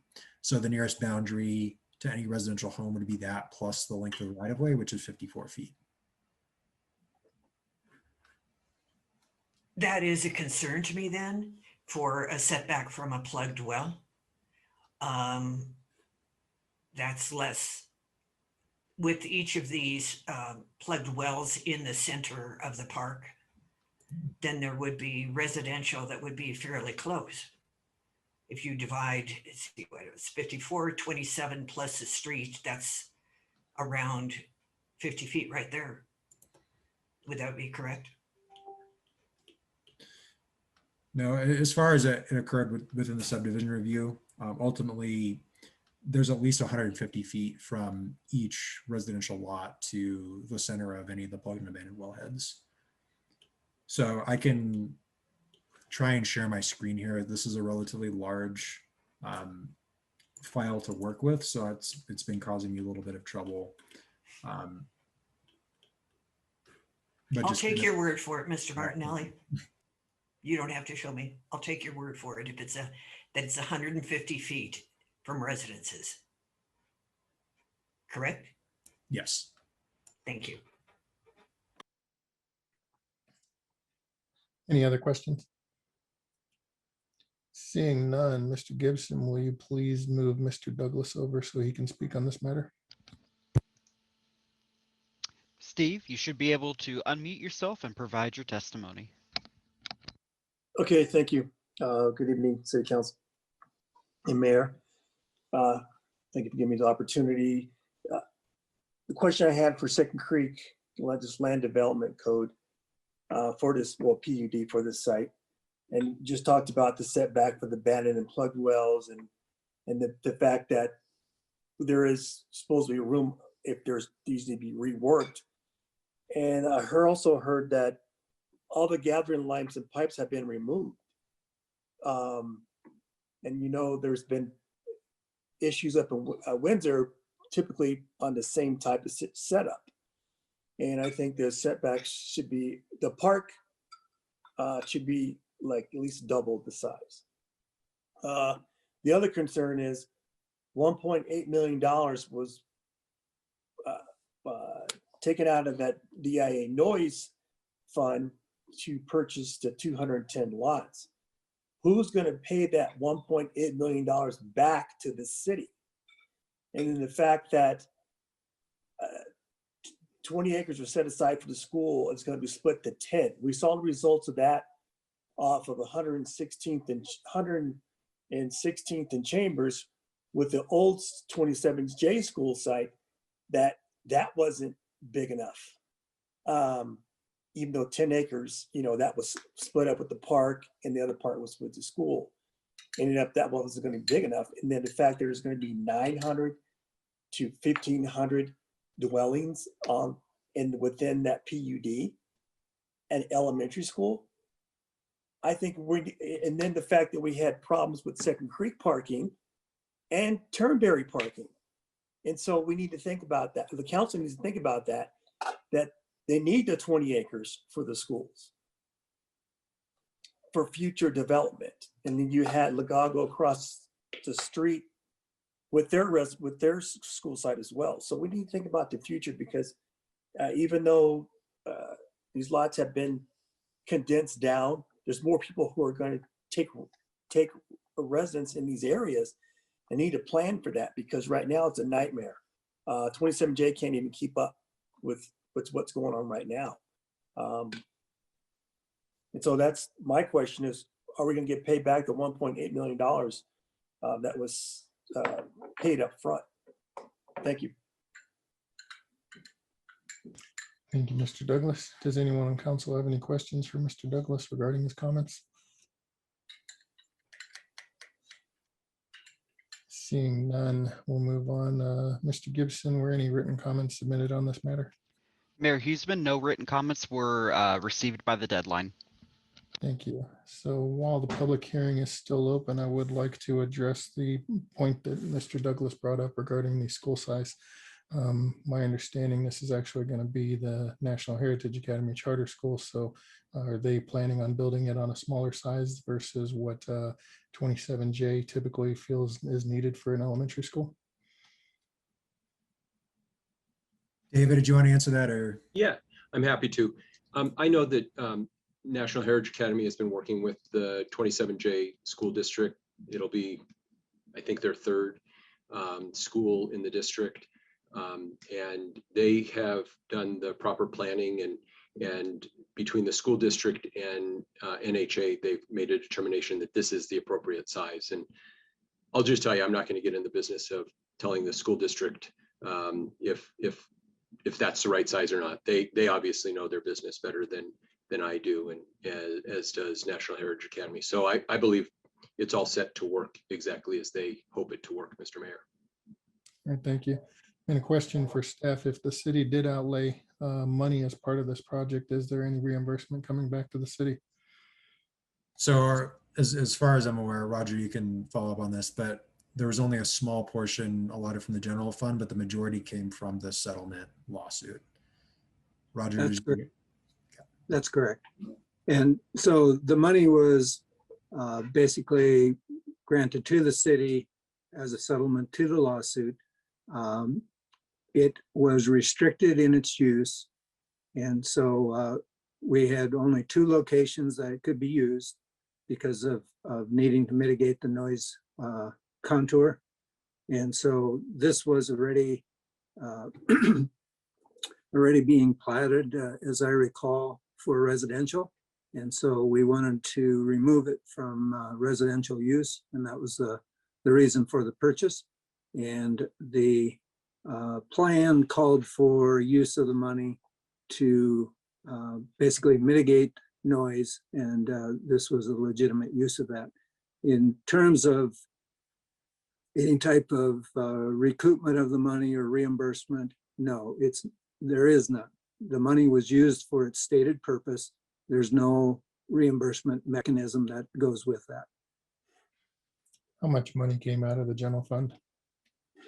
If I recall correctly, it was about, it was less than 100,000. I don't remember the exact number anymore, but I can see if I can find that. That's good. Thank you. Are there any other questions for either the staff, the applicant, or anybody else prior to me closing the public hearing? Seeing none, I will close the public hearing. Right now, I'm looking for a motion and a second to accept the findings and recommendations of the Planning Commission on case Z-774-04-21. Mayor Pro Tem. So moved. Councilmember Madera. Second. I have a motion and a second to accept the findings and recommendations of the Planning Commission on case Z-774-04-21. Is there any discussion? Seeing none, we will do a voice vote. Please use your physical hands in the chat window so that your vote can be counted. And that passes 9-0 unanimously. Next, I'm looking for a motion and a second to introduce by council as seated and approve on first reading ordinance Z-774-04-21. Mayor Pro Tem. So moved. Councilmember Alan Thomas. Second the motion. I have a motion and a second to introduce by council as seated and approve on first reading ordinance Z-774-04-21. Is there any discussion? Seeing none, will the clerk please read the title and take a roll call vote? Ordinance Z-774-04-21, an ordinance approving the Second Creek Farm PUD zone document First Amendment and amending ordinance Z-774-04 to modify the residential unit cap, modifying the limits on single family and multifamily development, modifying the planning area boundary sizes, locations, and land uses, and modifying the land uses, bulk standards, and oil and gas standards, and other matters for the property bounded generally by East 96th Avenue to the north, Tower Road to the east, the Second Creek floodplain to the south, and Telluride Street to the west, Zone PUD Planned Unit Development District in Commerce City, Colorado. Councilmember Madera, Yes.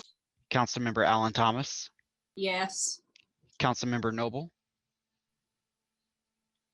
Yes. Councilmember Wardiola, Yes. Councilmember Hurst, Yes.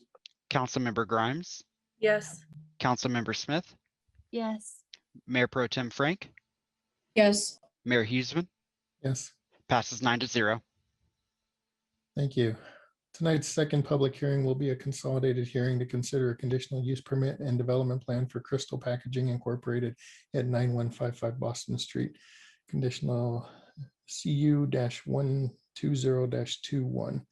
We'll remind council to use public hearing only to ask questions, but not to express opinions or indicate how you will vote. Council members not to provide testimony if they wish to participate in the decision. Rely only on facts developed in the hearing and in the record and apply those facts to the criteria in the Land Development Code. This time I will open the public hearing and invite Stacy Wasinger, City Planner, to make the presentation.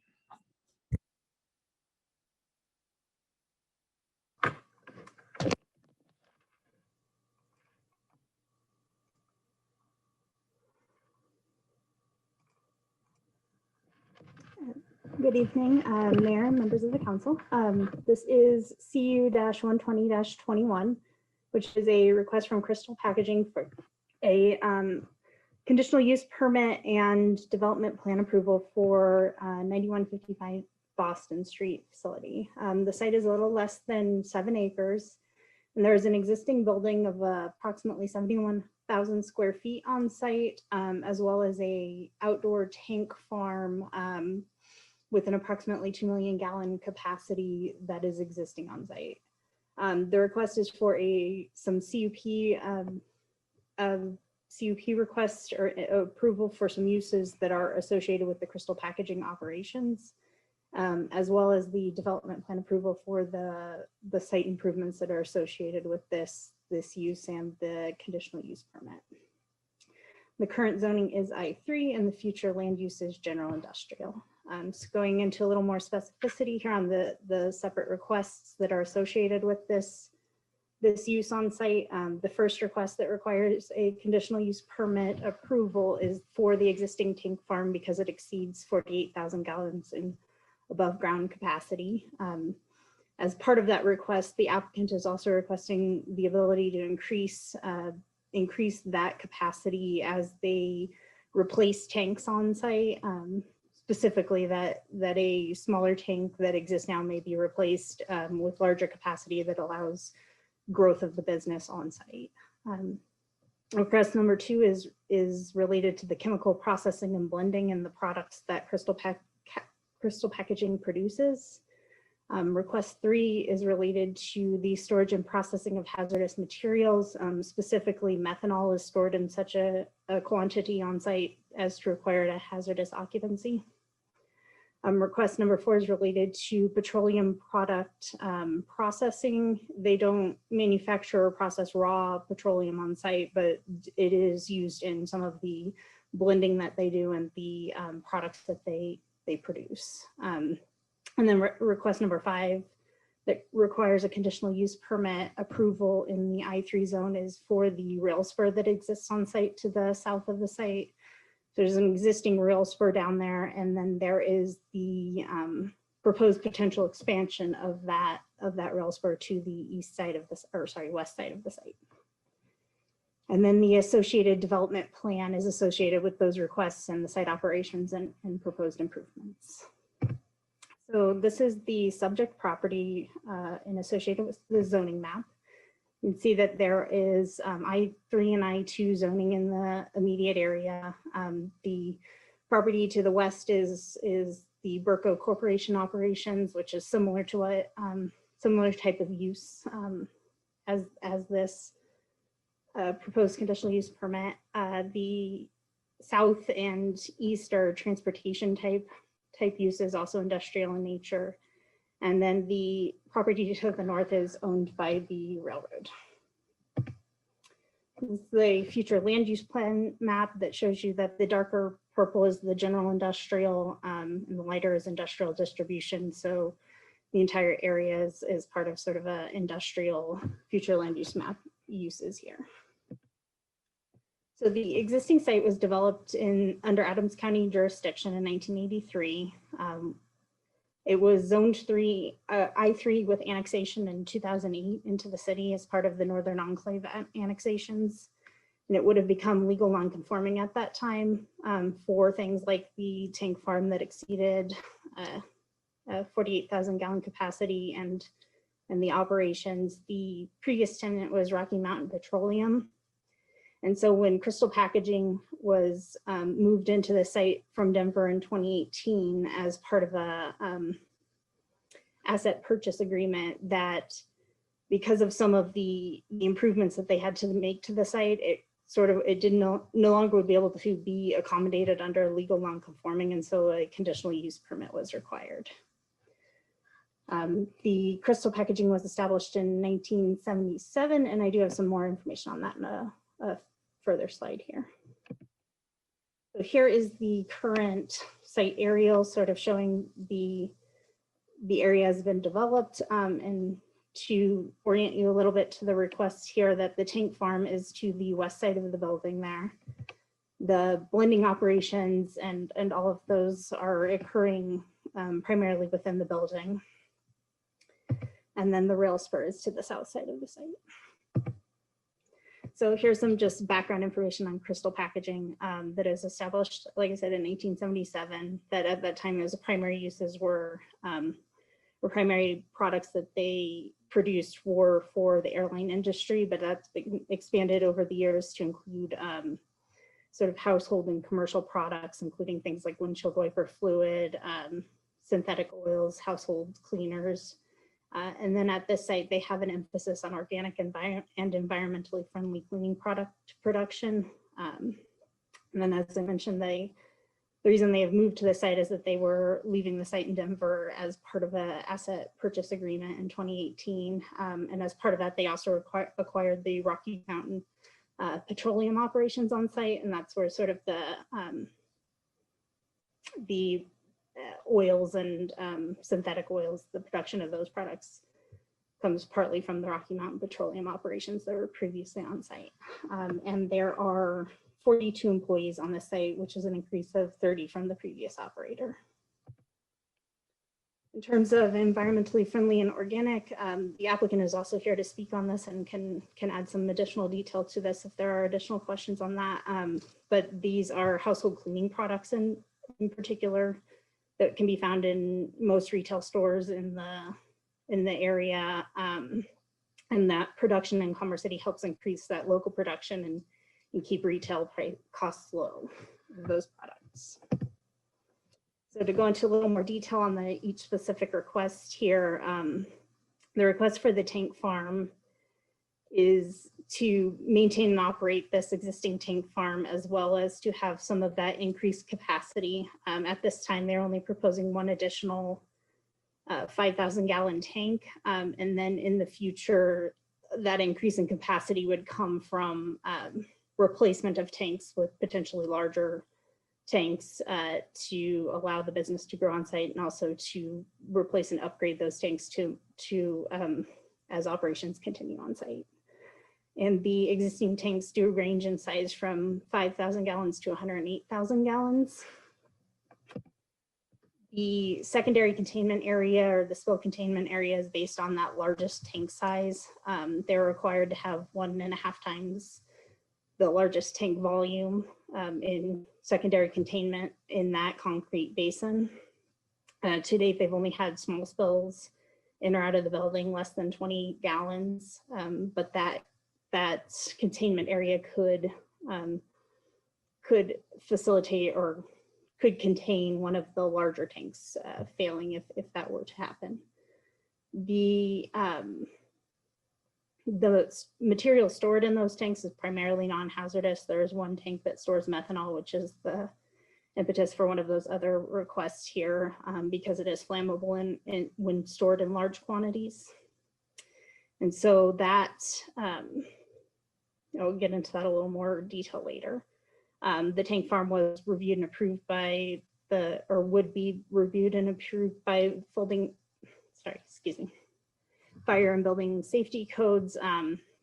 If there were any changes or any upgrades needed, those would come in with fire and building reviews at that time. And all tanks are plumbed separately, and due to the type of material stored as part of their emergency response plan, it would be improbable to have multiple tanks failures simultaneously. So it's sort of the requirements of the emergency response plan and containment area are based on that. Request 2 is related to the chemical processing and blending. This again, it occurs inside of the building on site, and is related to the blending and packaging of household products. There's no raw chemical manufacturing on site. It's primarily that blending use that requires the conditional use permit here.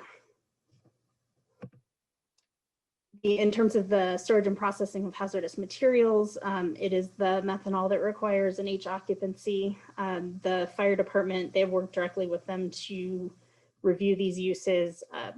And as part of some of the changes that were required that are sort of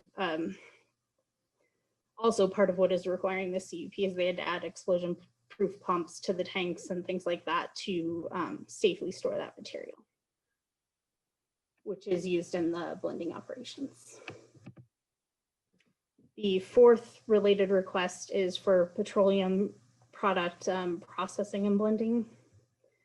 So the raw petroleum products are not refined, manufactured, or stored on site. This use is the blending of products on site and the production of automotive products like oil and synthetic oils. And then the request 5 related to the conditional use permit would be for the rail spur and the potential future expansion of the rail spur to the west side of the site. So the upper image there is the aerial of the existing rail spur. And then this is an excerpt from the development plan that would show the potential expansion.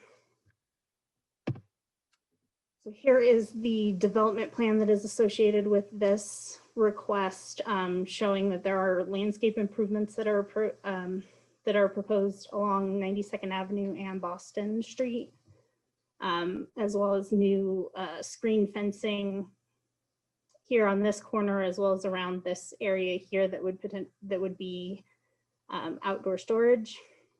The approximate location of the new 5,000 gallon tank that is proposed is here. And to note that this screen fencing is intended in part to help screen parts of that tank farm from 92nd Avenue. Here's the rest of the site plan and showing more landscape improvements down along Boston Street, and then the existing rail spur area to the south. In terms of improvements, no additional public improvements were required with this through the reviews from Public Works. They are adding that additional landscaping along 92nd Avenue and Boston Street and screening the outdoor storage areas, as well as adding that additional screening fence at the northwest corner for the tank farm. As part of the review, the fire department South Adams County Fire Department did review this. Their comments as part of this were to include fire lane and no parking near the tank farm so that they can access it, maintaining 20-foot or 26-foot wide access around the building and the tank farm, to include the hazardous material signage that's needed for that appropriate tank that is storing the methanol. And then any future changes or replacement of tanks, things like that, they would need to review those building and construction permits. The Planning Commission did hear this item on February 2nd, and based on that, the following analysis was made, that both the CUP and development plan requests meet the approval criteria in the Land Development Code, that the CUP is suitable for the industrial area and the site, that the established business includes a stable job base of approximately 40 employees, that this would allow for the use of an already developed site in an industrial area, and that the proposed site improvements add to the site compliance, including things like adding that landscaping that brings it to Land Development Code standards. In terms of the overall site operations, that these requests are suited to the site in the surrounding industrial developed area, that existing infrastructure improvements in the area support the use, and that there is the stable employment base there. In terms of the tank farm, that having a new tank farm have to be constructed for this type of use, that the replacement tanks would allow the business growth in that existing industrial area, and then related to one of the proposed conditions or recommended conditions is that painting any new tanks or replaced tanks a beige or tan will help reduce the visual impact of those tanks.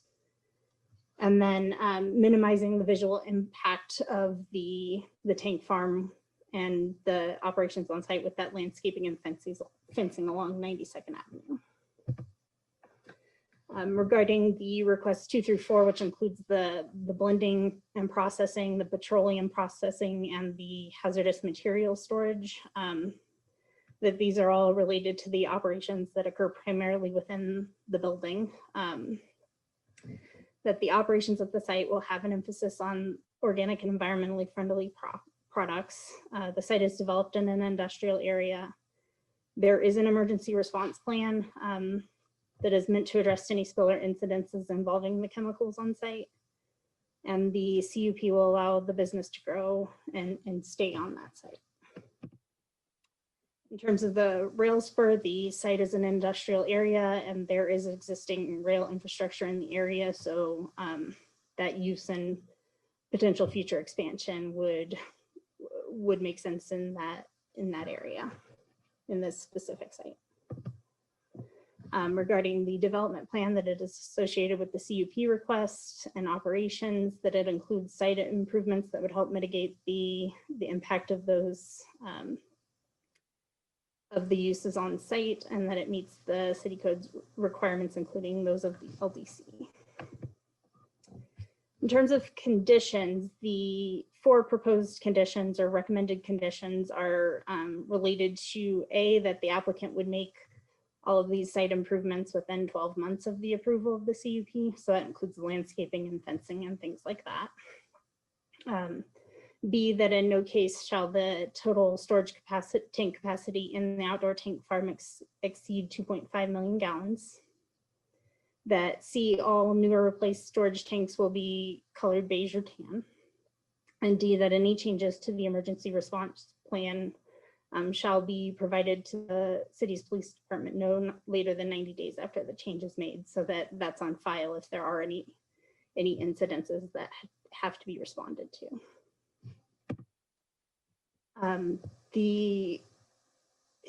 The findings include that the LDC approval and review criteria for a CUP were met in section 21-32-33 A, and at least one criteria from section 21-32-33 B. In addition, that all four criteria of LDC section 21-32-12-5 have been met in terms of the development plan approval criteria. All noticing was performed according to resolution 2020-30, as well as the land development code requirements.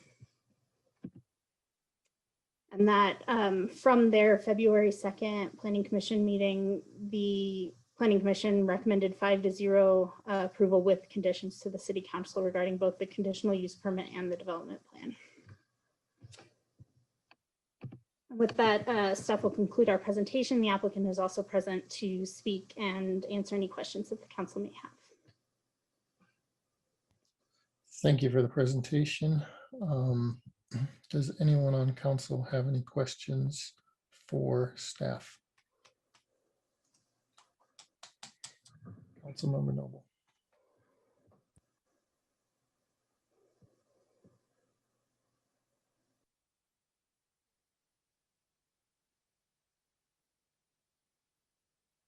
Councilmember Noble. Thank you. Ms. Boxelder, the petroleum that's kept in the tanks, is it used by this company? I'm not sure what you mean. It is used in the blending operation. So they do produce like automotive oils and synthetic oils, and then it's used in some of their other blending processes. Okay, and are there best practices at a tank farm regarding how many per square feet or whatever the case might be? It seems pretty dense. Yes, and so any building and fire code requirements are met with, or will have to be met with this tank farm. It was constructed under Adams County jurisdiction, so we don't have all of the records that were associated with the original construction. But it has been, they do work directly with the fire department and included any, all of their procedures for emergency response in that emergency response plan.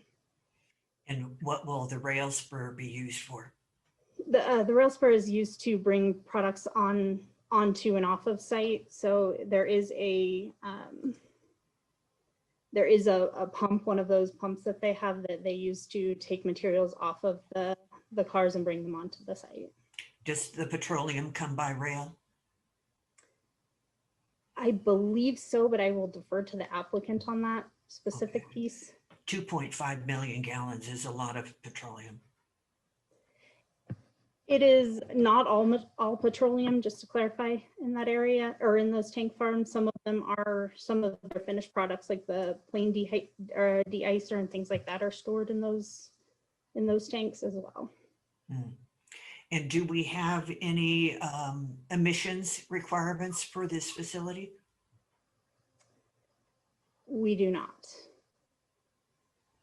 They don't, I mean, they are not producing or to clarify, they're not producing or doing any kind of raw chemical manufacturing or things like that. It's really just the blending operations inside the building. I guess I would need to understand that better, but it does sound like it is, blending is another word for a type of refining. So I would think that there would be some emissions. As a citizen pointed out earlier, we are a disproportionately impacted community, although that does refer specifically to the minority population. I would say having businesses that are more toxic than most communities have is something to keep an eye on and have some concern about. Thank you. And the applicant would also be able to speak more to the specific operations as well. Councilmember Hurst. My question was answered. Sorry, I was working on putting my hand down as you called me. Okay, any other questions for staff? Okay, before we move on to the applicant, I do have one question. You mentioned that the requirement is 150% capacity in the secondary containment berm. Who is the regulatory authority that has put that requirement out there? So that is part of their emergency response plan. That's both the fire department and state requirements, state environmental requirements for that. Great. I'll hold off my other questions for the applicant.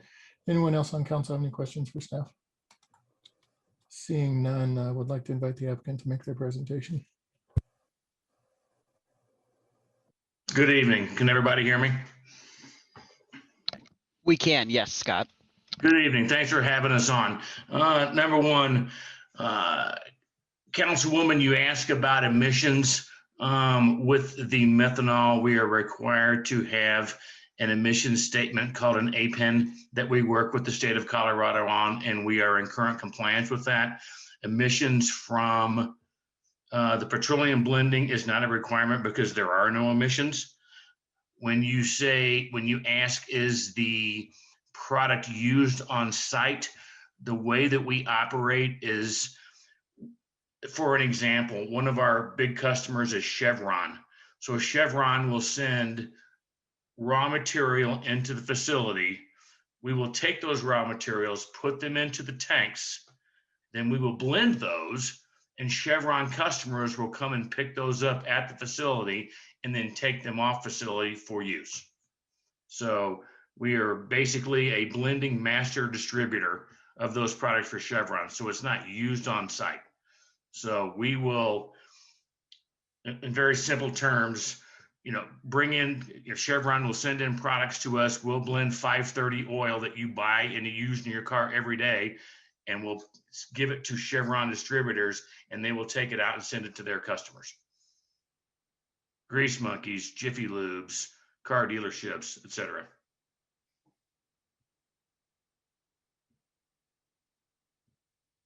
Thank you for that answer. Does anyone on council have any questions for the applicant? Councilmember Noble. Thank you, Mr. Vincent. Mr. Vincent, what comes in by rail? It would be the base chemicals to make those blended petroleum products. So in very simple terms, we'll bring in a base oil from Chevron. They will send us additives, which we take into our lab. We certify that those materials they send us are within specification. We will blend them, and then after they go through the lab and quality control, they will be released for production and then eventual loading to the customer.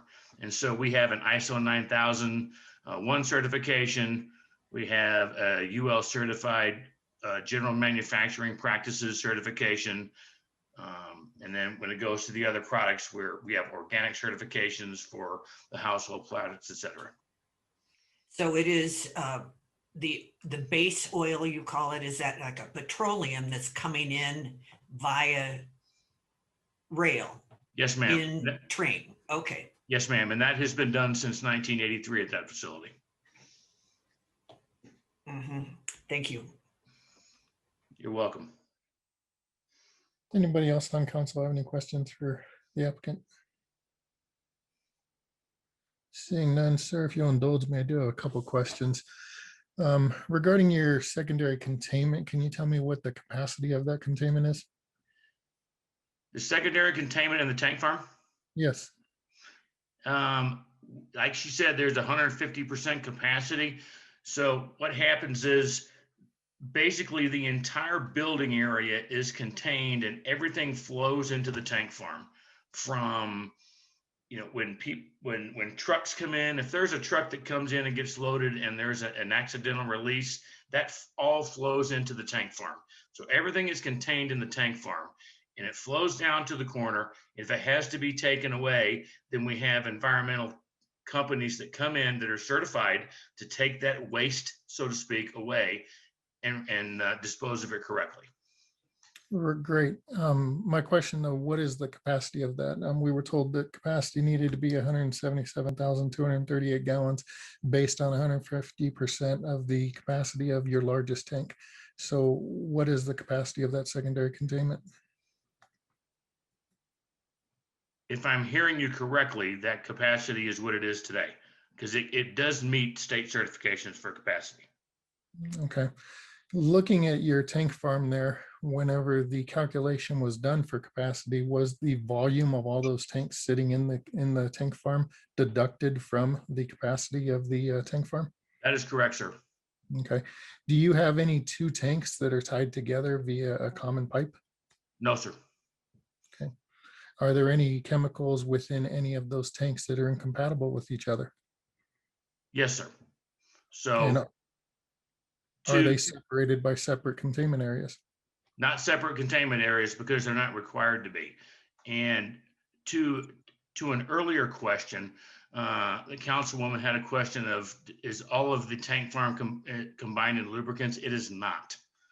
So the tank farm consists of lubricants and then things like propylene glycol, for which we distribute propylene glycol that goes to the airport for wing de-icing fluid. So probably half of that tank farm is dedicated to propylene glycol. And so it's not all petroleum products by a long shot. Okay, so if you were to suffer damage to that tank farm and two different tanks were to be damaged at the same time, it would be possible to have a chain reaction based on two chemicals that are not compatible with each other? No. There are no chemicals in any of those tanks that if they reached each other in a breach, there would be a adverse reaction. Very good. Thank you very much. Appreciate you taking the time to answer my questions. Does anyone on council have any questions? Seeing none, we'll move on to anyone who has registered to speak on this matter. And it looks like Steve Douglas is registered to speak. Mr. Gibson, will you please move him over? Steve, you should be able to unmute yourself and provide your testimony. Thanks. A few of my questions have already been answered. Thank you very much for the thorough presentation. The question I have is that deals with the tanks being so tight. Are these connections as far as the fluid coming off? Is it based off electric pumps or is it gravity fed pumps?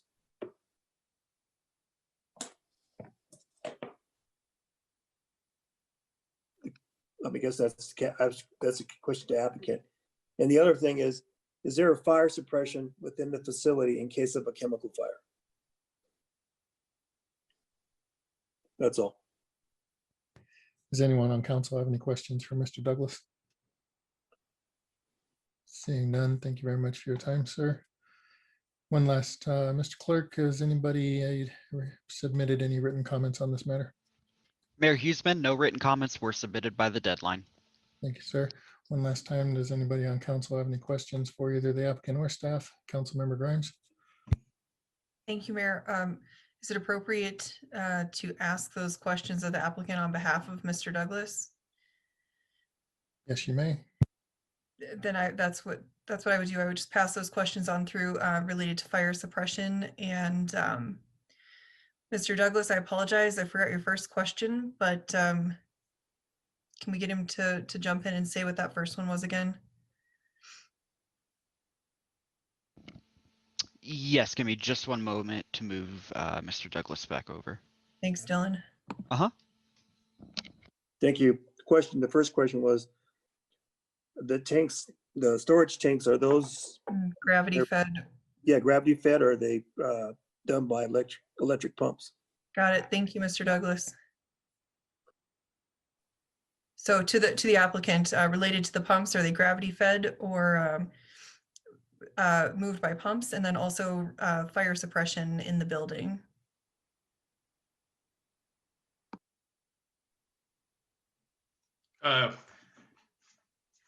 The pumps are electric pumps that bring the product from rail car into the tanks or from the tanks into a truck to go off-site.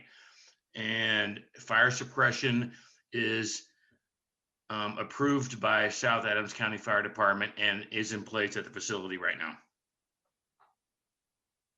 Thank you so much. One last time, are there any other questions for an applicant or for staff? Seeing none, I will close the public hearing. This time I'm looking for a motion and a second to accept the findings and recommendations of the Planning Commission on case CU-120-21. Councilmember Grimes, So moved. Councilmember Madera, second, have a motion and a second to accept the findings and recommendations of the Planning Commission on case CU-120-21. Is there any discussion? Seeing none, I'm looking for a voice vote. Please use a show of hands in the chat window. And looks like that is going to pass 9-0 unanimously. Thank you. Next, I'm looking for a motion and a second to enter the findings and approve conditional use permit CU-120-21 as reflected in the permit document in the packet. Councilmember Hurst. So moved. Councilmember Grimes. Second the motion. I have a motion and a second to enter the findings and approve conditional use permit CU-120-21 as reflected in the permit document in the packet. Is there any discussion?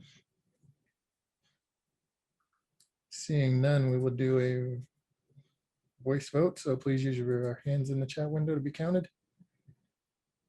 And that is also going to pass unanimously 9-0. This time I'm looking for a motion and a second to find that the criteria for approval of a development plan are satisfied and to approve the development plan associated with case CU-120-21 as shown in the packet. Councilmember Grimes, So moved. Councilmember Alan Thomas. Second the motion. I have a motion and a second to find that the criteria for approval of a development plan are satisfied and to approve the development plan associated with case CU-120-21 as shown in the packet. Is there any discussion? Seeing none, we will do a voice vote again. Please use your physical hands in the chat window so your voice vote can be counted. And that is also going to pass unanimously 9-0. And before we move on to resolutions, let's take a 9-minute recess, re-adjourn at 8:15.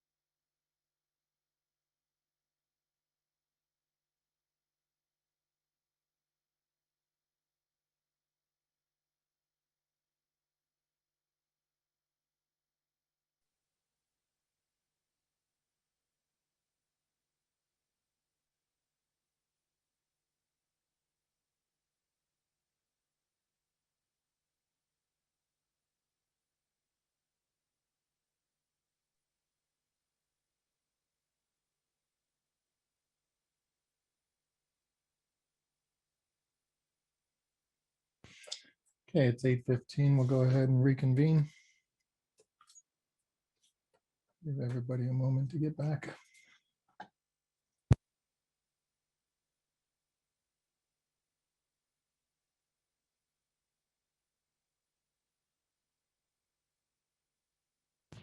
And looks like we are all here. We'll reconvene the meeting.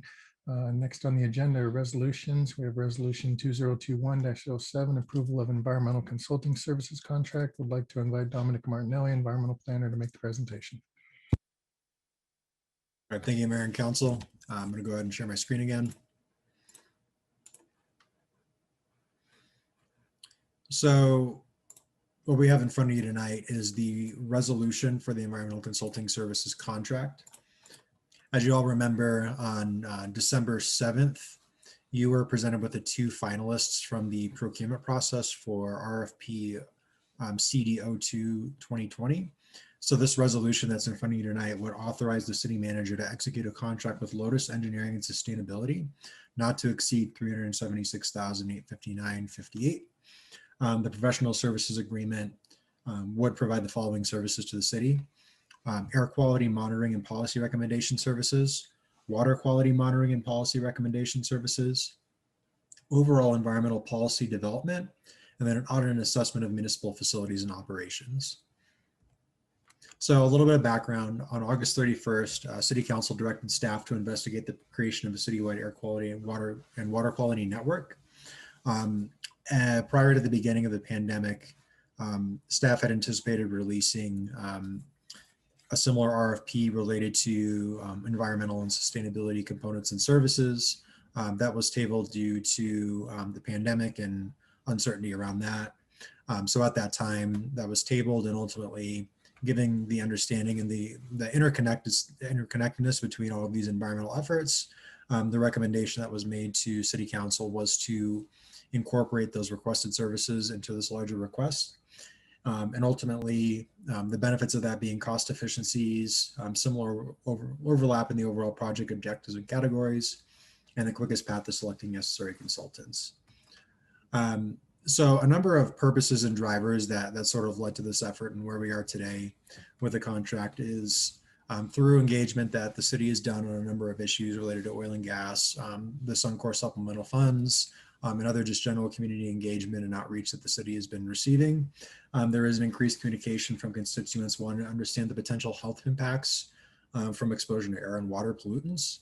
A lot of this is driven from the emerging residential and industrial interface in the core city, and then an increased need for community air monitoring, additional water quality sampling, and increased transparency of data around the industrial activities in the city. There is currently an increased attention and focus from the Colorado Department of Public Health and Environment, Tri-County Health Department, and other government agencies on community outcomes in the general North Denver, Southern Commerce City area. And then we've also included a link to a recent website that the Colorado Department of Public Health and Environment has launched called the Commerce City North Denver Story Map. And it really highlights some of the areas of concern and interest in just kind of data general mapping and things of that nature that really frame the conversation and why we're here today. So developing a baseline data and developing recommendations, which ultimately would lead to tangible policy and implementation measures the city can enact to improve environmental quality in the area. And then just a general need for long-term water quality management strategies for various watersheds in the city. That's in addition to the core city, and just how the incorporation of additional watersheds and all of that influences general and overall environmental quality in conjunction with all the other influencing factors. Some of the other drivers includes a desire for the city's municipal operations to occur in a more cost-efficient and effective manner, a more sustainable fashion, consuming less energy, reducing the amount of water we use as a government, reducing waste generation, and operate in a more environmentally friendly way. And then ultimately thinking about it as a twofold operation in terms of operations that the city can do as an entity, and then otherwise what policy recommendations and ordinances and sort of impact the government can make in terms of developing land use policies, strategies, and recommendations that accomplishes the same goal in terms of reducing the community's energy use, reducing emissions from point source and non-point sources, reducing the community's waste diversion to landfills, and developing strategies to remediate and redevelop contaminated underutilized lands, and developing the maximum economic and tax benefit to the city in addition to environmental cleanup. Developing these strategies with the community is an important and crucial step in this work, and doing that step in step throughout the process, placing an emphasis on increased outreach and engagement with the populations that are most disproportionately impacted by exposure to negative environmental impacts. So the selection process that occurred on October 2nd, 2020, this RFP was released. 7 RFP responses were received, with 4 submittals advancing to interviews with a multi-departmental staff panel. That includes a staff panel that consisted of community development, parks, recreation, and golf, the city manager's office, and public works. And then from that, 2 finalists were advanced to final interviews with the city council on December 7th. And then you all reviewed presentations from Lotus Engineering and Sustainability, as well as Spirit Environmental. Following those staff panel interviews, Lotus Engineering was recommended by city staff as the most adequate and capable of delivering the requested scope items. And that was in conjunction with the staff interviews and how all the council interviews went. So they did demonstrate an amount of relevant project experience, specifically in the Denver metro area, including Denver's 80 by 50 climate action plan, the Longmont Equitable Carbon-Free Transportation Roadmap, and various greenhouse or municipal greenhouse gas emission inventories.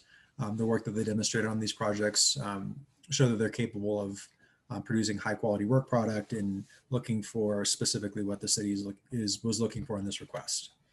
There was a strong focus on equity and environmental justice in the proposed community engagement approach that we received from them. And then there was a reasonable estimated project budget to deliver all the requested scope materials compared to other proposals submitted to the city. So we do want to acknowledge that ultimately the city had budgeted around $250,000 for this work, and none of the proposals that came forward were at that budget level, but this proposal that's being brought forward tonight is the one that came in at the lowest cost and the most adequate and most capable of completing the scope items. So the consultant consists of Lotus Engineering and Sustainability as the project lead, with AMBG Consulting as a subcontractor providing community engagement support, and then Pinion Environmental will be the lead on air quality and water quality monitoring.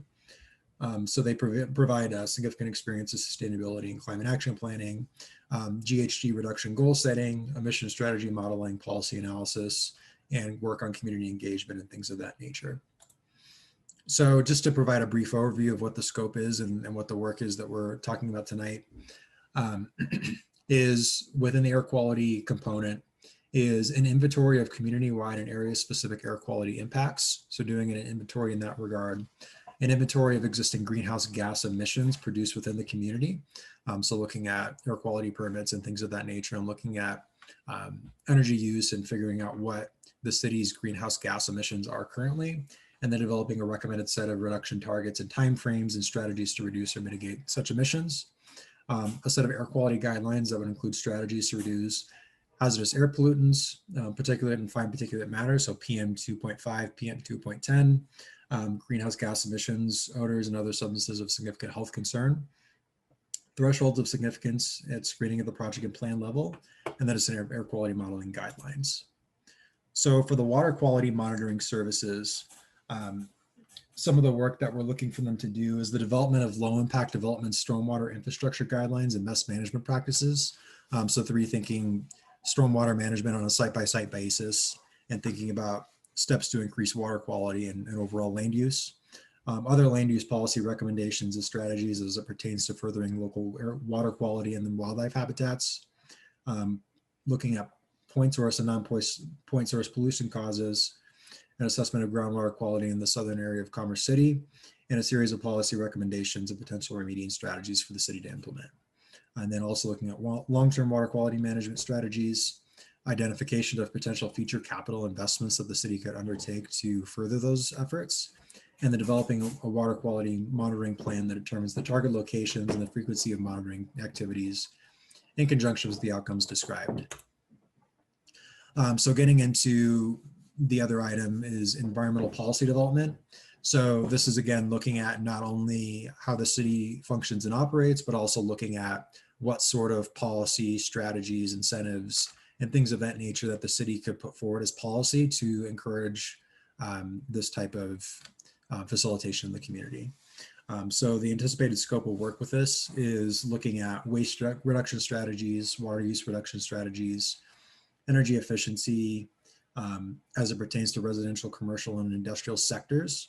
Looking at that again from at the municipal facility level, looking at strategies to incentivize green building, net zeros, and adaptive reuse of structures within the city. Looking at ways for the community development department to incorporate it, a robust environmental review of land use impacts and in conjunction with the current practices that are in place. A process recommendations pertains to an overall framework for that work. And then looking at hazard mitigation, brownfield management, and then issues around geology and soil management. And then again, that is intended to be both kind of a dual effort of internal and external community work. So one of the things that to mention then is in there as well is a significant amount of community engagement that's proposed along with this work that the consultant will be taking on for all aspects. There is a proposed sort of working group that's along with this that would be kind of in conjunction, and all that Julia explained a little bit more further in detail further along the presentation.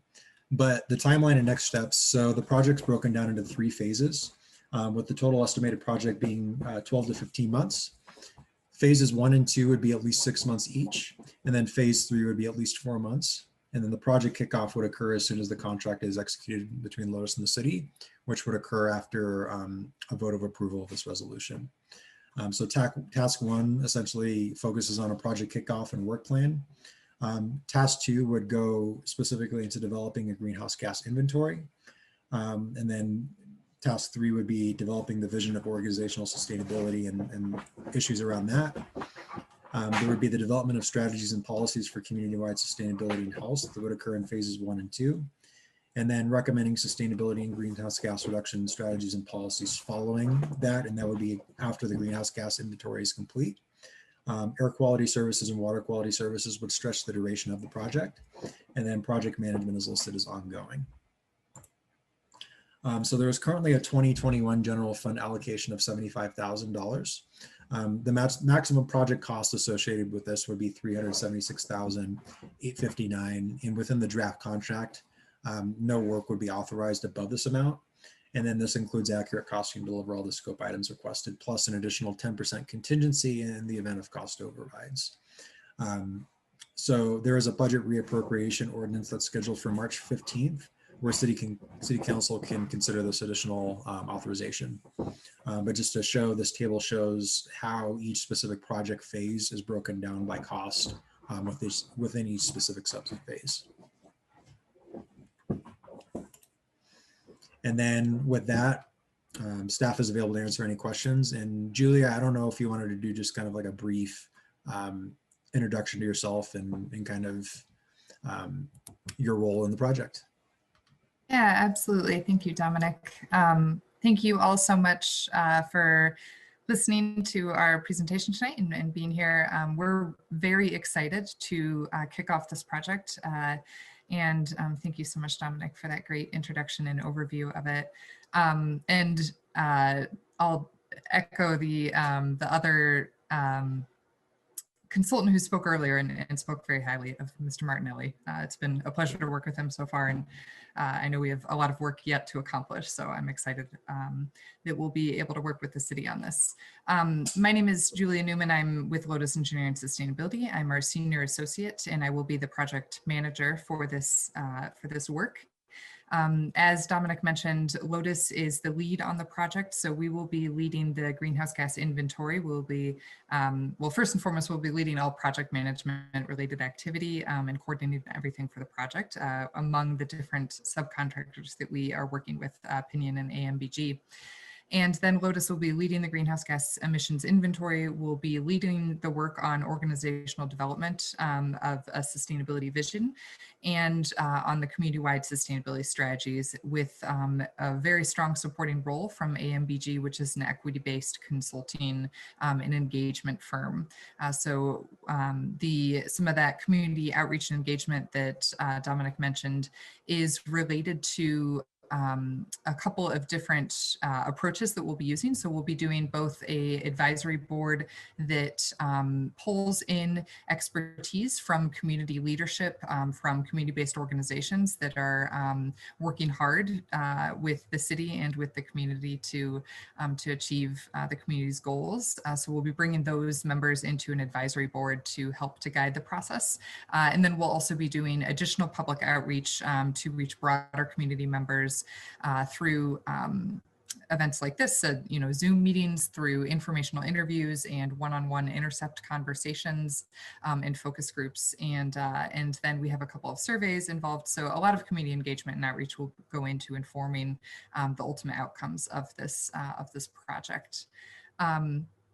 I'm happy to answer any additional questions that members of the council may have, and just thank you for your time very much. We're, as I said, very excited to get started and work with you all.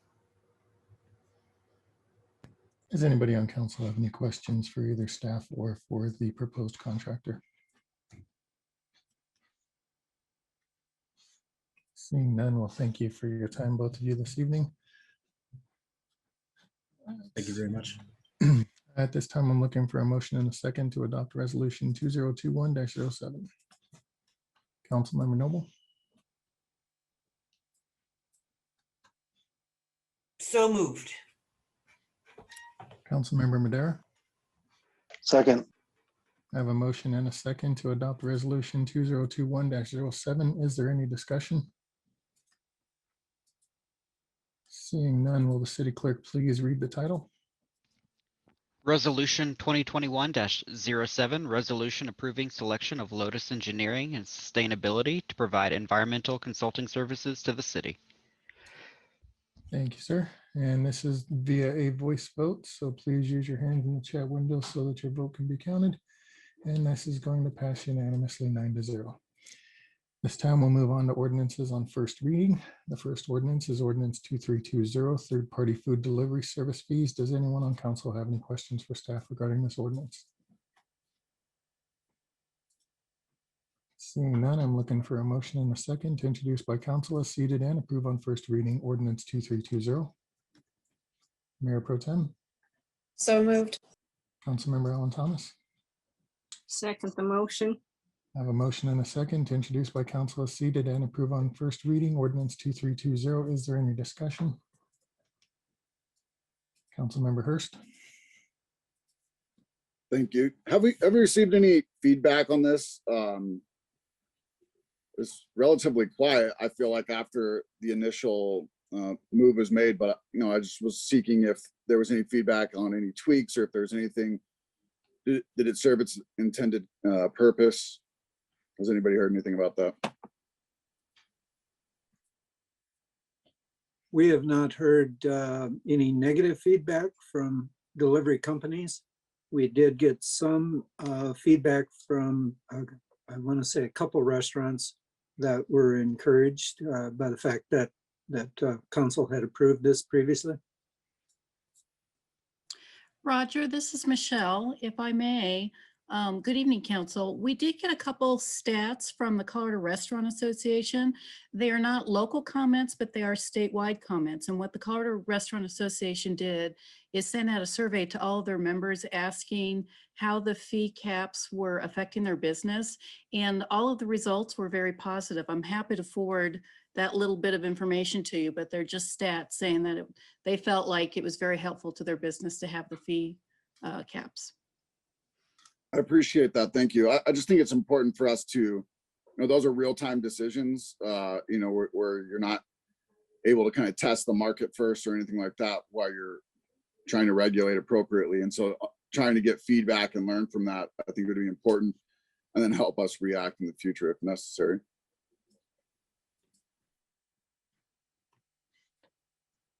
Are there any other questions for staff regarding this item? I'm sorry, and we're on discussion. Is there any other discussion? Seeing none, will the clerk please read the title and take a roll call vote? Ordinance 2320, an ordinance amending ordinance 2300 to extend the temporary restrictions on fees that can be charged for third-party food delivery services in the city of Commerce City, Colorado. Councilmember Madera, Yes. Councilmember Allen Thomas, Yes. Councilmember Noble, Yes. Councilmember Wardiola, Yes. Councilmember Hurst, Yes. Councilmember Grimes, Yes. Councilmember Smith, Yes. Mayor Pro Tem Frank, Yes. Mayor Huseman. Yes. Passes unanimously 9-0. Thank you. And now we're going to move on to ordinance 2321, authorization of temporary outdoor service areas for restaurants and bars. Does anyone on council have any questions for staff? Seeing none, I'm looking for a motion and a second to introduce by council as seated and approve on first reading ordinance 2321. Councilmember Allen Thomas, Make a motion as stated. Mayor Pro Tem. Second. I have a motion and a second to introduce by council as seated and approve on first reading ordinance 2321. Is there any discussion? Seeing none, will the clerk please read the title and take a roll call vote?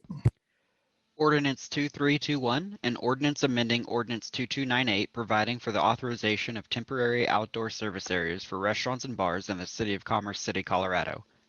Councilmember Madera, Yes. Councilmember Allen Thomas, Yes. Councilmember Noble, Yes. Councilmember Wardiola, Yes. Councilmember Hurst, Yes. Councilmember Grimes, Yes. Councilmember Smith, Yes. Mayor Pro Tem Frank, Yes. Mayor Huseman. Yes. Passes unanimously 9-0. Thank you. Next up is ordinance 2322, recognition of the Defense Council First Appearance Grant. Does anyone on council have any questions for staff?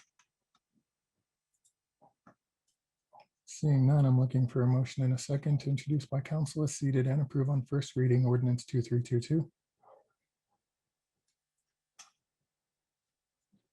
Councilmember Allen Thomas, Make the motion as stated.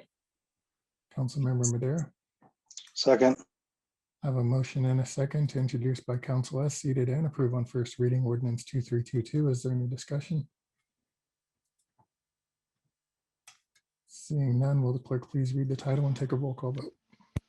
Ordinance 2322, an ordinance amending the 2021 budget of the city of Commerce City, Colorado by the recognition of the Defense Council First Appearance Grant of $10,000 for the Defense Council First Appearance Program and the authorization of the expenditure thereof.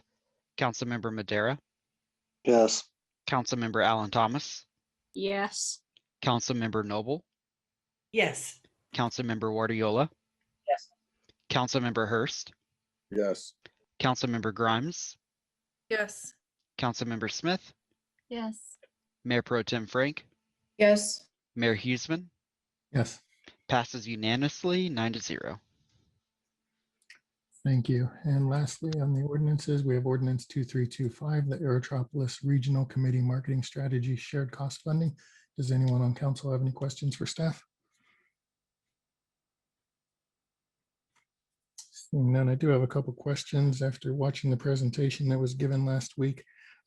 When did the Aerotropolis Regional Committee decide to request money from participating communities to include $140,000 from Commerce City? Thank you for the question, Mayor. We were caught off a little off guard. We knew that the request was going to come in, so we did have money budgeted last year. However, the work and the contract wasn't finalized for phase 3 until this year. And because of that, we weren't able to carry over the funding that we had set aside last year. So we are trying to work as quickly as we can to put this in front of you and get your approval so that we could bring a decision to the ACC on if we're going to continue with phase 3 as a partner for the marketing contract. Was this discussed during a meeting with the ARC? No. There's a staff person at the county that we work with, and he was talking to each of us individually. Okay, so we have representation that works on this ARC with the staff member. Yes. Okay, So so my question then lies, how is it that this request was the first time anybody from Commerce City heard about this? Was it a airport coordinating committee meeting instead of through normal channels with our representation of the ARC committee to tell us that this request was coming forward? we did not receive a request during an ARC meeting. This was all done offline between ARC members and the county staff person. Okay, did we know that this request was coming prior to the airport coordinating committee meeting? No, we did not. Okay, that's a little troubling that the ARC is working in that manner where they present a request for funding to the airport coordinating committee without giving any prior notification to any of the communities that are supposed to cough that money up. So thank you. How much money has the city spent on this to date? There's been 3 rounds so far. Phase 1, the city did not put anything in. The entire amount that was needed for Adams County was covered by the ACC. In the second round, our share was 137,500. And then this round is 139,500. I'm sorry, I don't have that right. 139,185. Okay, so about 276,000 is going to come out of Commerce City in order to fund this. How is Commerce City going to recoup this money? I'm sorry? How is Commerce City going to recoup this investment? Well, hopefully the efforts are going to help with quality development in the Aerotropolis area. So, you know, development's going to occur in the Aerotropolis area. What we're hoping is by all joining forces and hiring this marketing firm to put together some professional materials and understanding of the market that we're looking for, that we will get higher quality developments. And of course, that translates into jobs and new capital investment, hopefully in a, you know, to help us diversify our economy base and meet some of the goals that Commerce City has for economic development in the Aerotropolis area. And is this marketing going to be focused on property that is within Commerce City or within Denver, within Aurora? The whole region. So the Aerotropolis is any property in the region that is going to be influenced by its proximity to Denver International Airport. But we will still have to compete with Denver and Aurora and other places for this development to take place. Yes. So it's possible then that Commerce City could be spending money to market this, and yet all the development still occurs outside our border, and it's our residents who are paying to have development continue to occur in Denver and Aurora. Just as we could get a lot of the developments more than one of the other partners. The thing about the regional partnership is no matter where the project lands, there's going to be employees that come from the whole region. So even if the project isn't physically in Commerce City, there's probably going to be people that live, residents that live in Commerce City that are going to benefit from the project.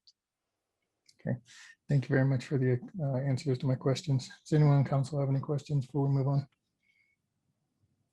Seeing none, I'm looking for a motion and a second to introduce by council as seated and approve on first reading ordinance 2325. Councilmember Noble. So moved. Councilmember Grimes.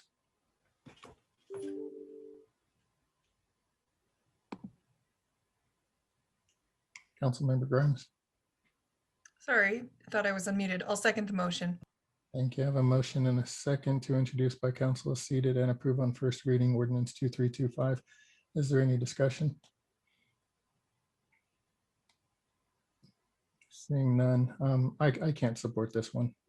I think that the whole way that it was gone about, as far as coming to an airport coordinating committee meeting and hitting us up at that time for $140,000 of Commerce City taxpayer money without us having any forewarning that the request was coming, and the fact that this does not, when I hear hopefully it's going to help, that just doesn't sit well with me, so I can't support this. But is there any other discussion? Seeing none, will the clerk please read the title and take a roll call vote? Ordinance 2325, an ordinance amending the 2021 budget of the City of Commerce City, Colorado by appropriating portions of the unencumbered fund balance of the general fund in the amount of $139,185 for shared costs associated with Aerotropolis Regional Committee Marketing Strategy Development Phase 3 and authorization of the expenditure thereof. Councilmember Madera, yes, Councilmember Alan Thomas, No.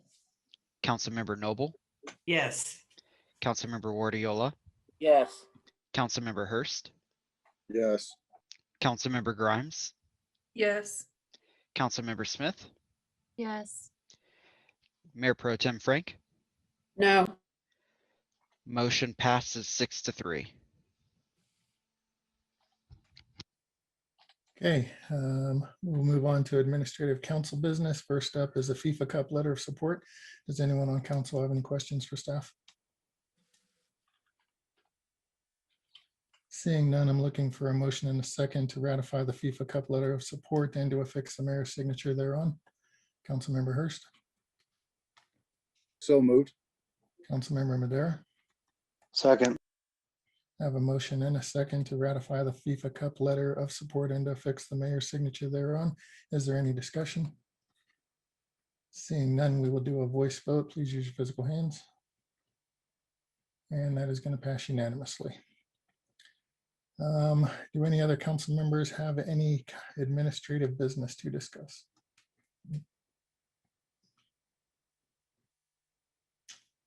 Seeing none, we will move on to reports. Interim City Manager Tinklenberg. Thank you again. Just several quick items, but the first item is going to take a little bit of conversation possibly by council, and that is the date for your next round of interviews with council, with city manager candidates. The doodle poll that Armando sent out came back with most support from council for the Saturday session. There was 5 council members that requested that. There were 3 that requested Tuesday the 9th. The Saturday session is March 13, and then 1 for Saturday the 6th.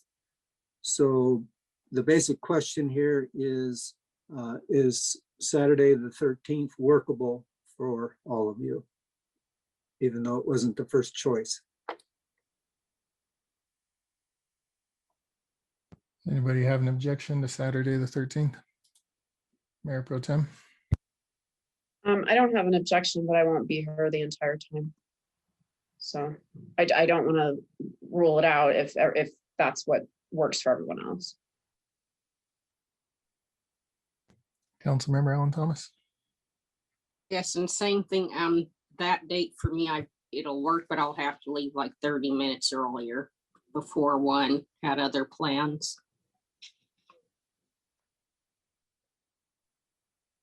Councilmember Madera.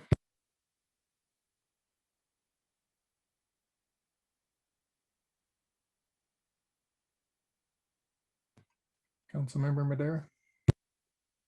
Sorry, my headphones died.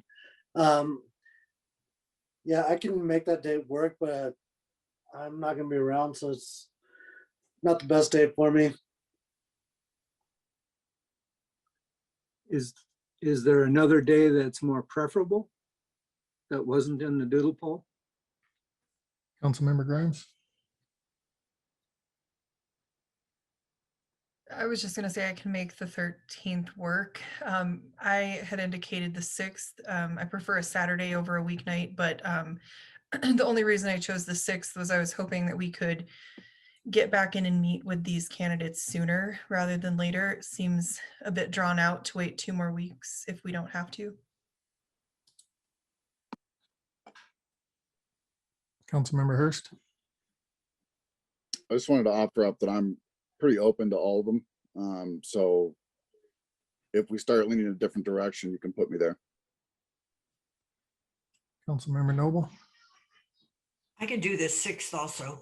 I had doodle poll issues this time, but I can certainly do that. And like Megan, I prefer Saturday.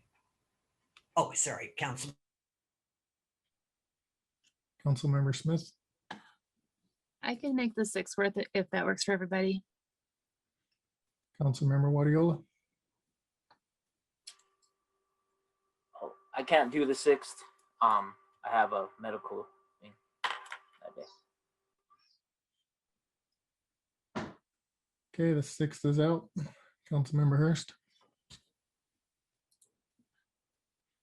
My hand's still up, but you know, I got flexibility that Tuesday night too, but I would prefer it on a weekend as well. I just feel like I can give better attention. Councilmember Madera. Yeah, I was gonna say, I can make the 9th work, or probably have to push it out to, you know, a later Saturday, because kind of get into a point in my calendar where I got, you know, boards and commission meetings basically every day in the evenings for the next couple of weeks. And so I don't really slow down until, you know, the last 2 weeks of the month is a little bit quieter.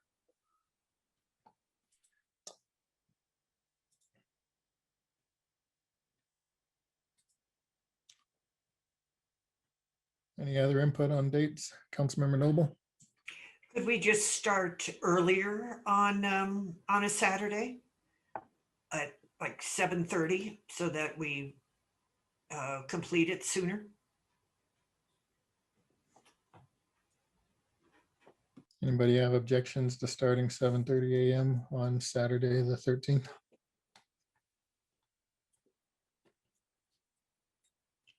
I probably won't be able to make that work. I'm gonna be traveling that day. Okay, let's look at another Saturday. How about the 20th? I'm not available the 20th, so that is not going to work. So Councilmember Grimes. Would the 6th work if we did it earlier? No? Okay. I mean, I was pretty open as well. Maybe I did the doodle poll wrong, possibly, but I was only able to choose one date. I was pretty available for most of the options, though. So as a note on that, next time we send a doodle out, we should be able to select multiple options of our availability instead of just one option. That's what makes doodle polls nice. Let's throw out, how about March 7th, Sunday?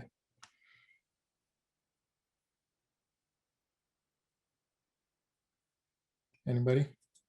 Councilmember Guardiola? No on Sunday? No, on the 6th, if we start early, I just gotta be done by 11:30. Would we finish if they're an hour? We should, since we have 4 candidates in 1 hour apiece. That should go if we started at 7:30. Yeah, and I have to leave at 11:30 to get my appointment by 12. Councilmember Madera, you weren't able to do the 6th at 7:30? I couldn't do the 13th. I could do the 6th. Okay, anybody, Mayor Pro Tem? I can't do the 6th. I'm not in town. But again, if it works for everyone else, then I'll skip it if everyone else can be there. Councilmember Guardiola? Sorry, I gotta lower my hand. Sorry. Okay, let's see a show of hands. You can make March 6th at 7:30 a.m. to 11:30 a.m. work. Okay, and Mayor Pro Tem, you're not going to be in town? Okay. Gonna have to come up with another solution. Councilmember Grimes? Oh, I was just gonna say, I'm happy to choose a different day. I don't want anybody to not be present for this. I thought we were leaning towards just going to the 6th. Okay, the 6th doesn't work, the 13th doesn't work, so that rolls out those 2 Saturdays. So we need to pick a weeknight that is going to work. March 9th, did somebody say was not going to work for somebody? Does anybody have objections to March 9th? We have boards and commissions that night. Which board and commission is that? We have cultural council, me and Councilman Hurst. Okay, Councilmember Noble? At one point, Councilmember Grimes has suggested a Friday night, and there are no boards and commission meetings on Friday nights. So what about March 5th, Friday night?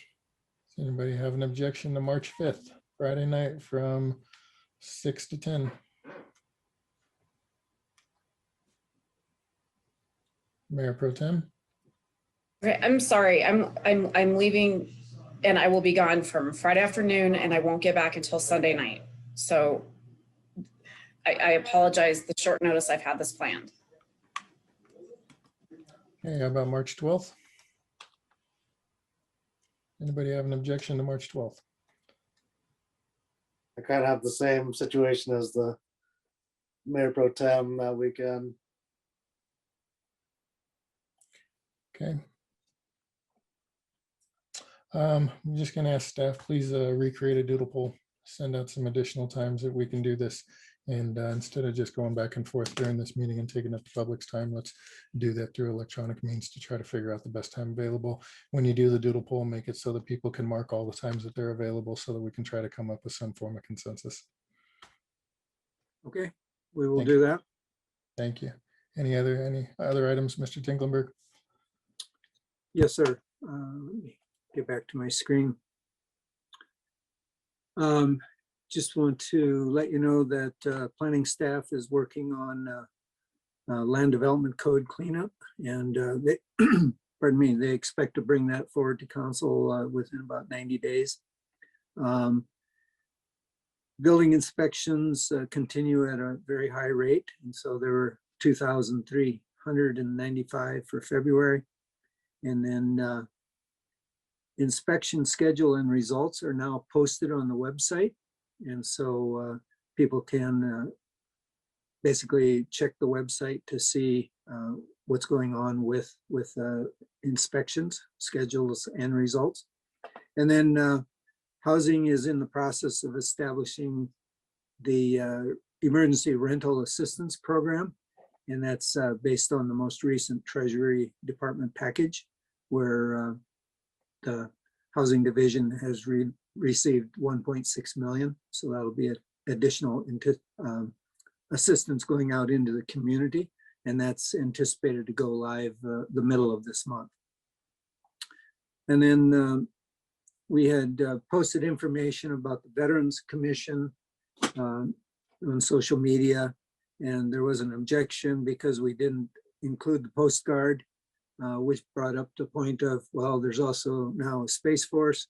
So decided rather than trying to list all of the services, we'll just switch to a red, white, and blue motif, basically, to indicate service to the United States of America. And then finance, wanted to let you know that the finance report will go out middle of this month, and that will include the January and February reports. Normally we try to get each monthly report out shortly after the month closes, but the year-end close consumes a tremendous amount of staff time. And so we'll do a combined report mid-month for January and February. And then Parks, Recreation, Golf, if you recall last year, we ran short on irrigation water because of drought conditions. So we have our water attorney identifying water rights that the city owns under land that we've purchased or has been deeded to us at different times. So we anticipate we have enough additional water, but it may involve the need to drill an additional well to access that water. So as we get more information, we'll bring that back to you. But for right now, it looks like we have the water that's available without having to purchase more water. And then Public Works, just looking for a little bit of input from council tonight as well.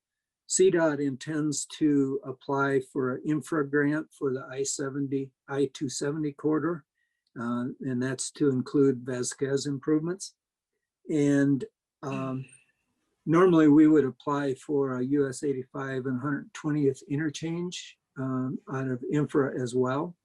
But we're thinking of exchanging, not applying for the US 85 120th Avenue interchange in exchange for other considerations, such as including additional funds for Vasquez and also additional funds for devolution of 104th Avenue. Wanted to see what your thoughts were, if you think that's an acceptable strategy or not. Anybody on council wish to deviate from Mr. Tinklenberg's suggestion of us not applying this year and just applying towards the combined CDOT one?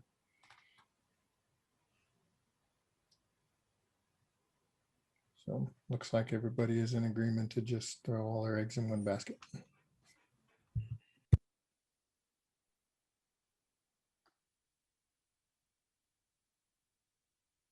We have a comment from Mr. Hurst. Councilmember Hurst. Yeah, I think I'm on a fence on this because I think you can take a position that's not good to compete and have two in that program, but I also think skipping year on 120th could actually make it look like it's not a priority of ours. I just am worried about the optics of that, but I can tell you that the data and everything that's going into the 270 project is going to be good. It's going to be very reliable, good data. And so they'll have a good application. And so I can at least support, I know how that's being put together and it's being put together right. So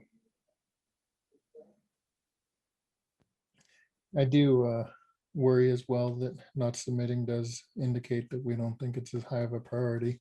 However, I also know, as hard as it was last year to get CDOT to sign on to our application, since they had an application in the queue as well, that we'd probably be going forward without support from CDOT.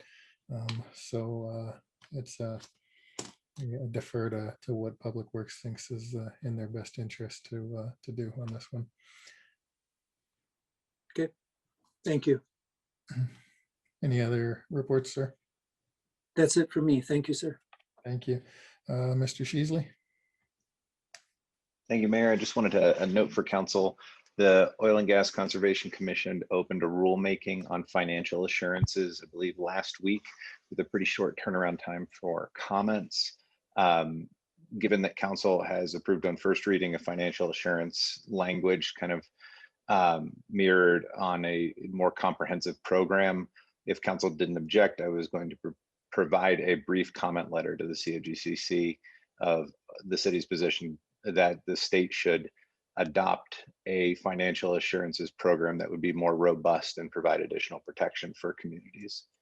Unless there's any objection to that from council, I wanted to note that. I think the turnaround time is the 15th, so you won't have a formal meeting again before then. Does anybody on council have any objections to Mr. Sheasley sending that off to the COGCC? Councilmember Hurst? it's not an objection, but Mr. Sheasley, can I ask for clarification? Are you suggesting that while you're going to present, you're going to ask them to be equivalent to ours, or you're going to ask them to go above and beyond what we did? It would be more of the equivalent. The city is relying on an estimate of per well remediation cost. Larger entities with greater staffing have more detailed programs that can be more specific to well sites, but being more specific about the types of guarantees that are provided, the length, the basis for use, various things that are a little more rigorous than the current blanket bond structure that the state has in place. Appreciate it. Yeah, I have no issue with that. I was just trying to make sure I understood what you were proposing. Thank you. Councilmember Grimes. Thank you, Mayor. Yeah, no objection, Robert, to submitting a letter. Just as with the discussion through all of our LDC financial assurances, discussions, I want to make sure that we're mindful that we're not double dipping where coverage already exists. Absolutely the state needs protections, absolutely cities need protections, but I think it's important to look at the cumulative and where does it overlap. So just something to keep in mind.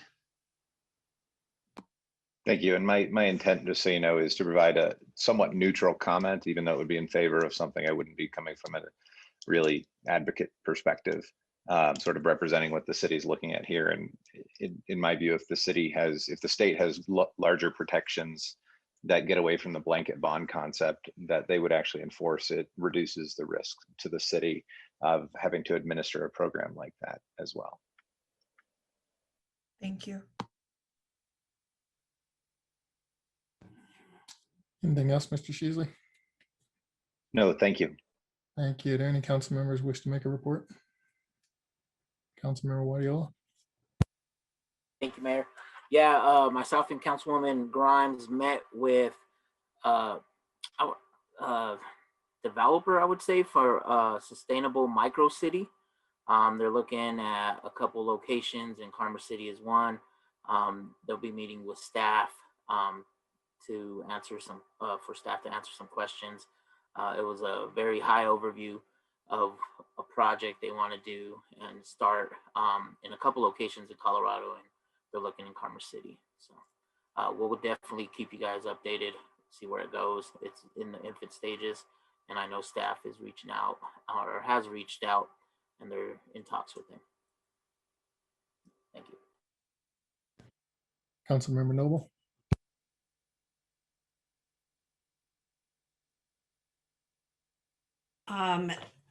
I made a mistake. I should have done this earlier, but I meant to ask Mr. Tinklenberg again whether or when the hearing impaired capability will be added to our meetings.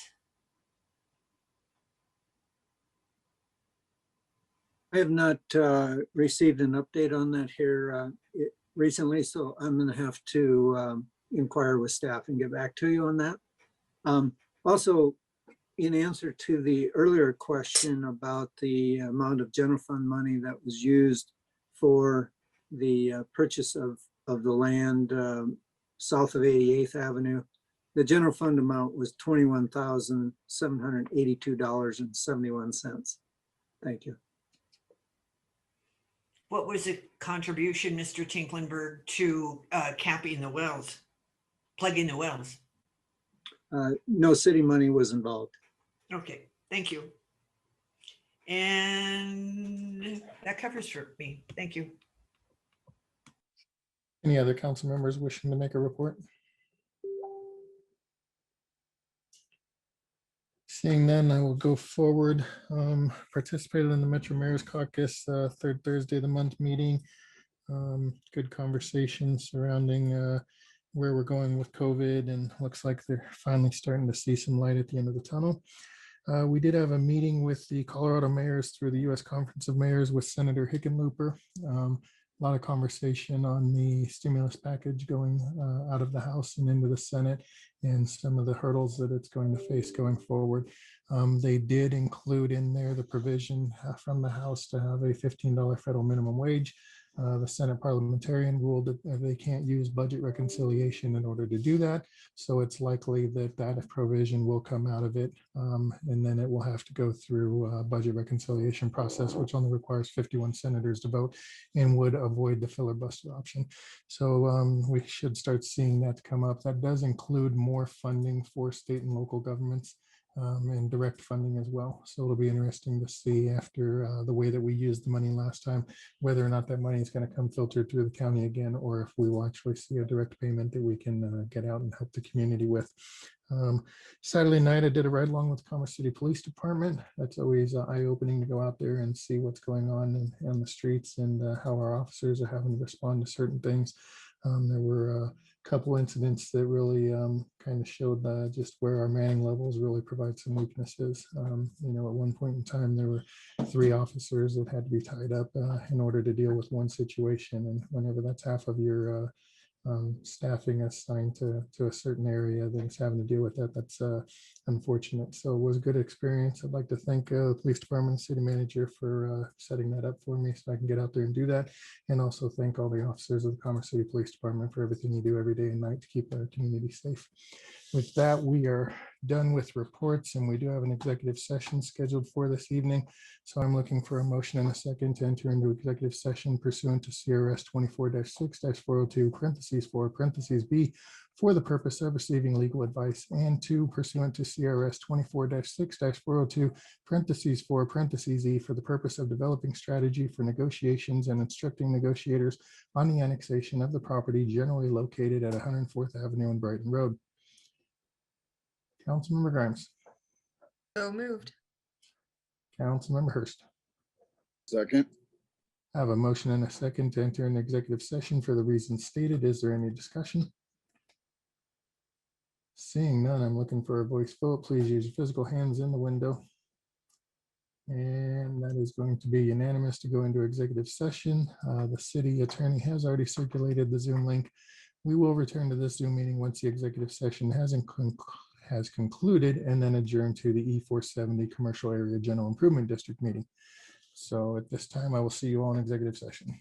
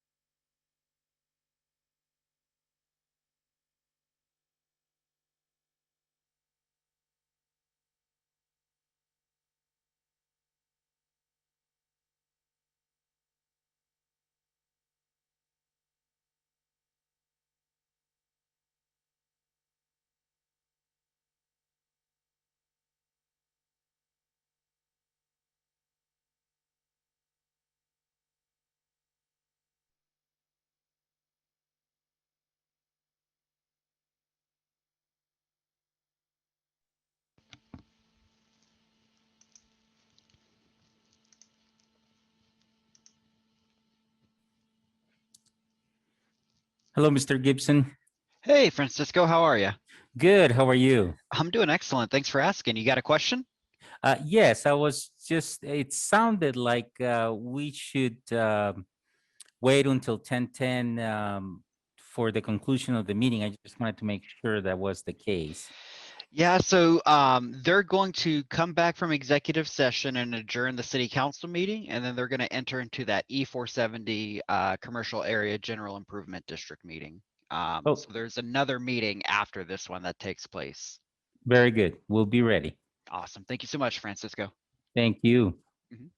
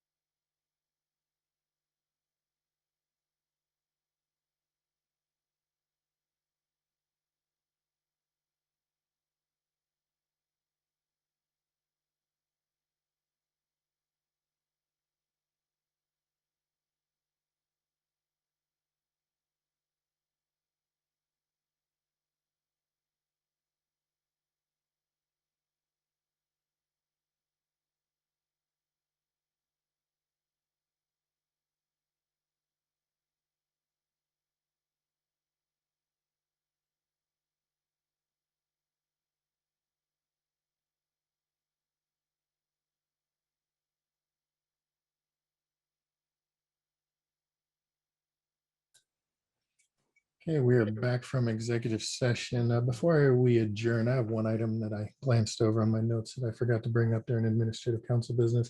Does anybody on council have any objections to me bringing that item up now?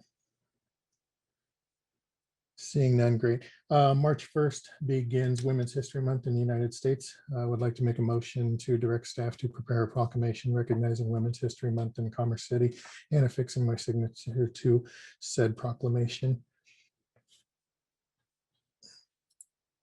Councilmember Wadiola. I'll second that motion.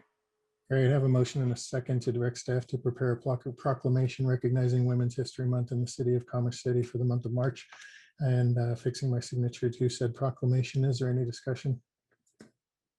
Seeing none, we'll do a voice vote. Please use your physical hands in the window so your vote can be counted. And that's going to pass unanimously. Thank you very much. At this time, we are going to adjourn the city council meeting and call the ECA GID meeting to order. Will the secretary please call the roll?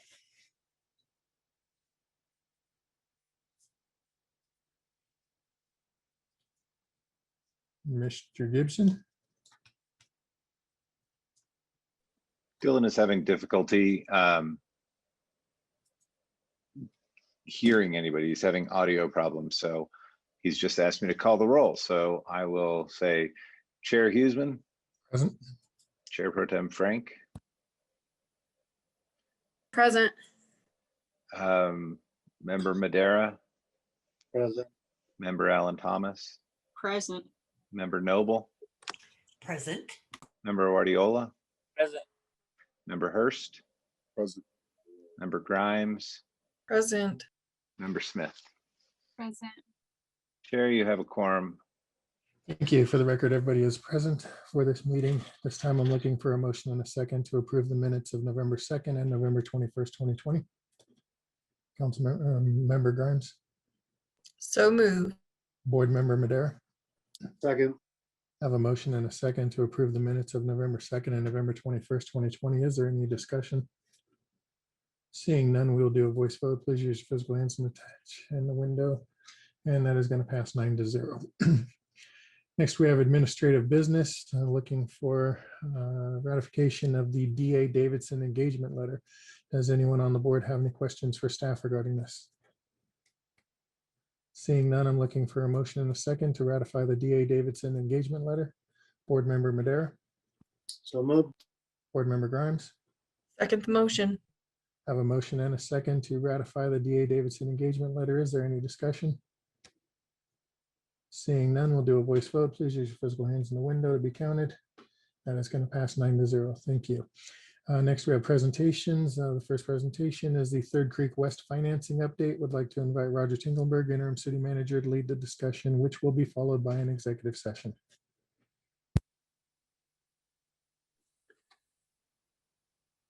Dylan, if you can admit Lacey Knowles, please.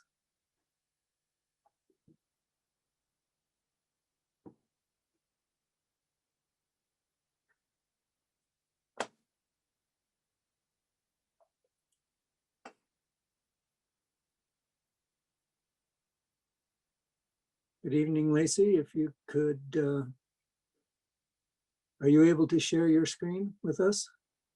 I sure am. And would you guys like to do that now, or do you want to wait until we go into executive session? Oh, okay.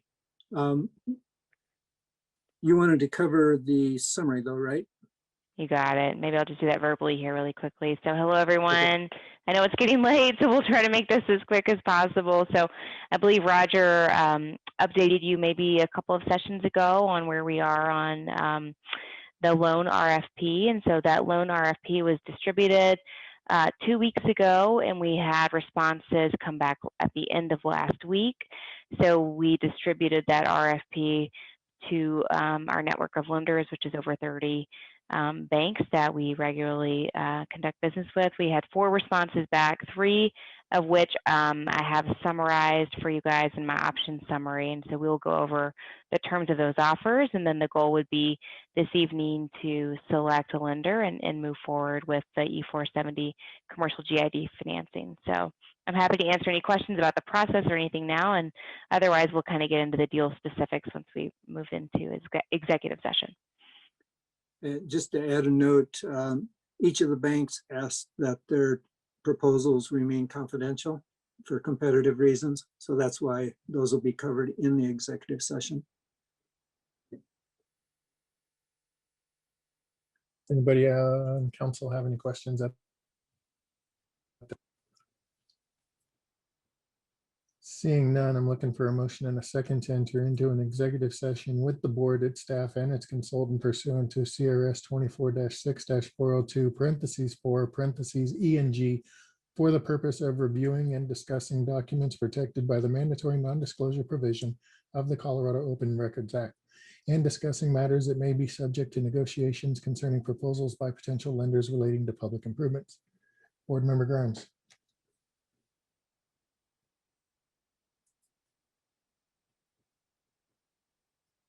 Board Member Grimes. So moved. Board Member Alan Thomas. Second the motion.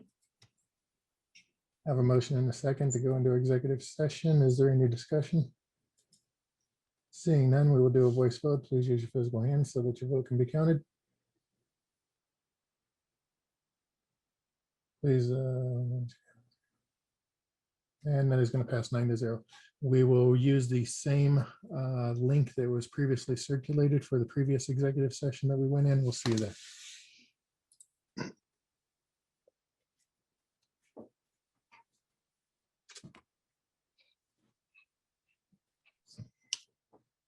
Just want to add the EACA GID meeting will be adjourned upon the conclusion of the executive session. The board will not return to the Zoom meeting, and the meeting stream and broadcast will be ended at this time.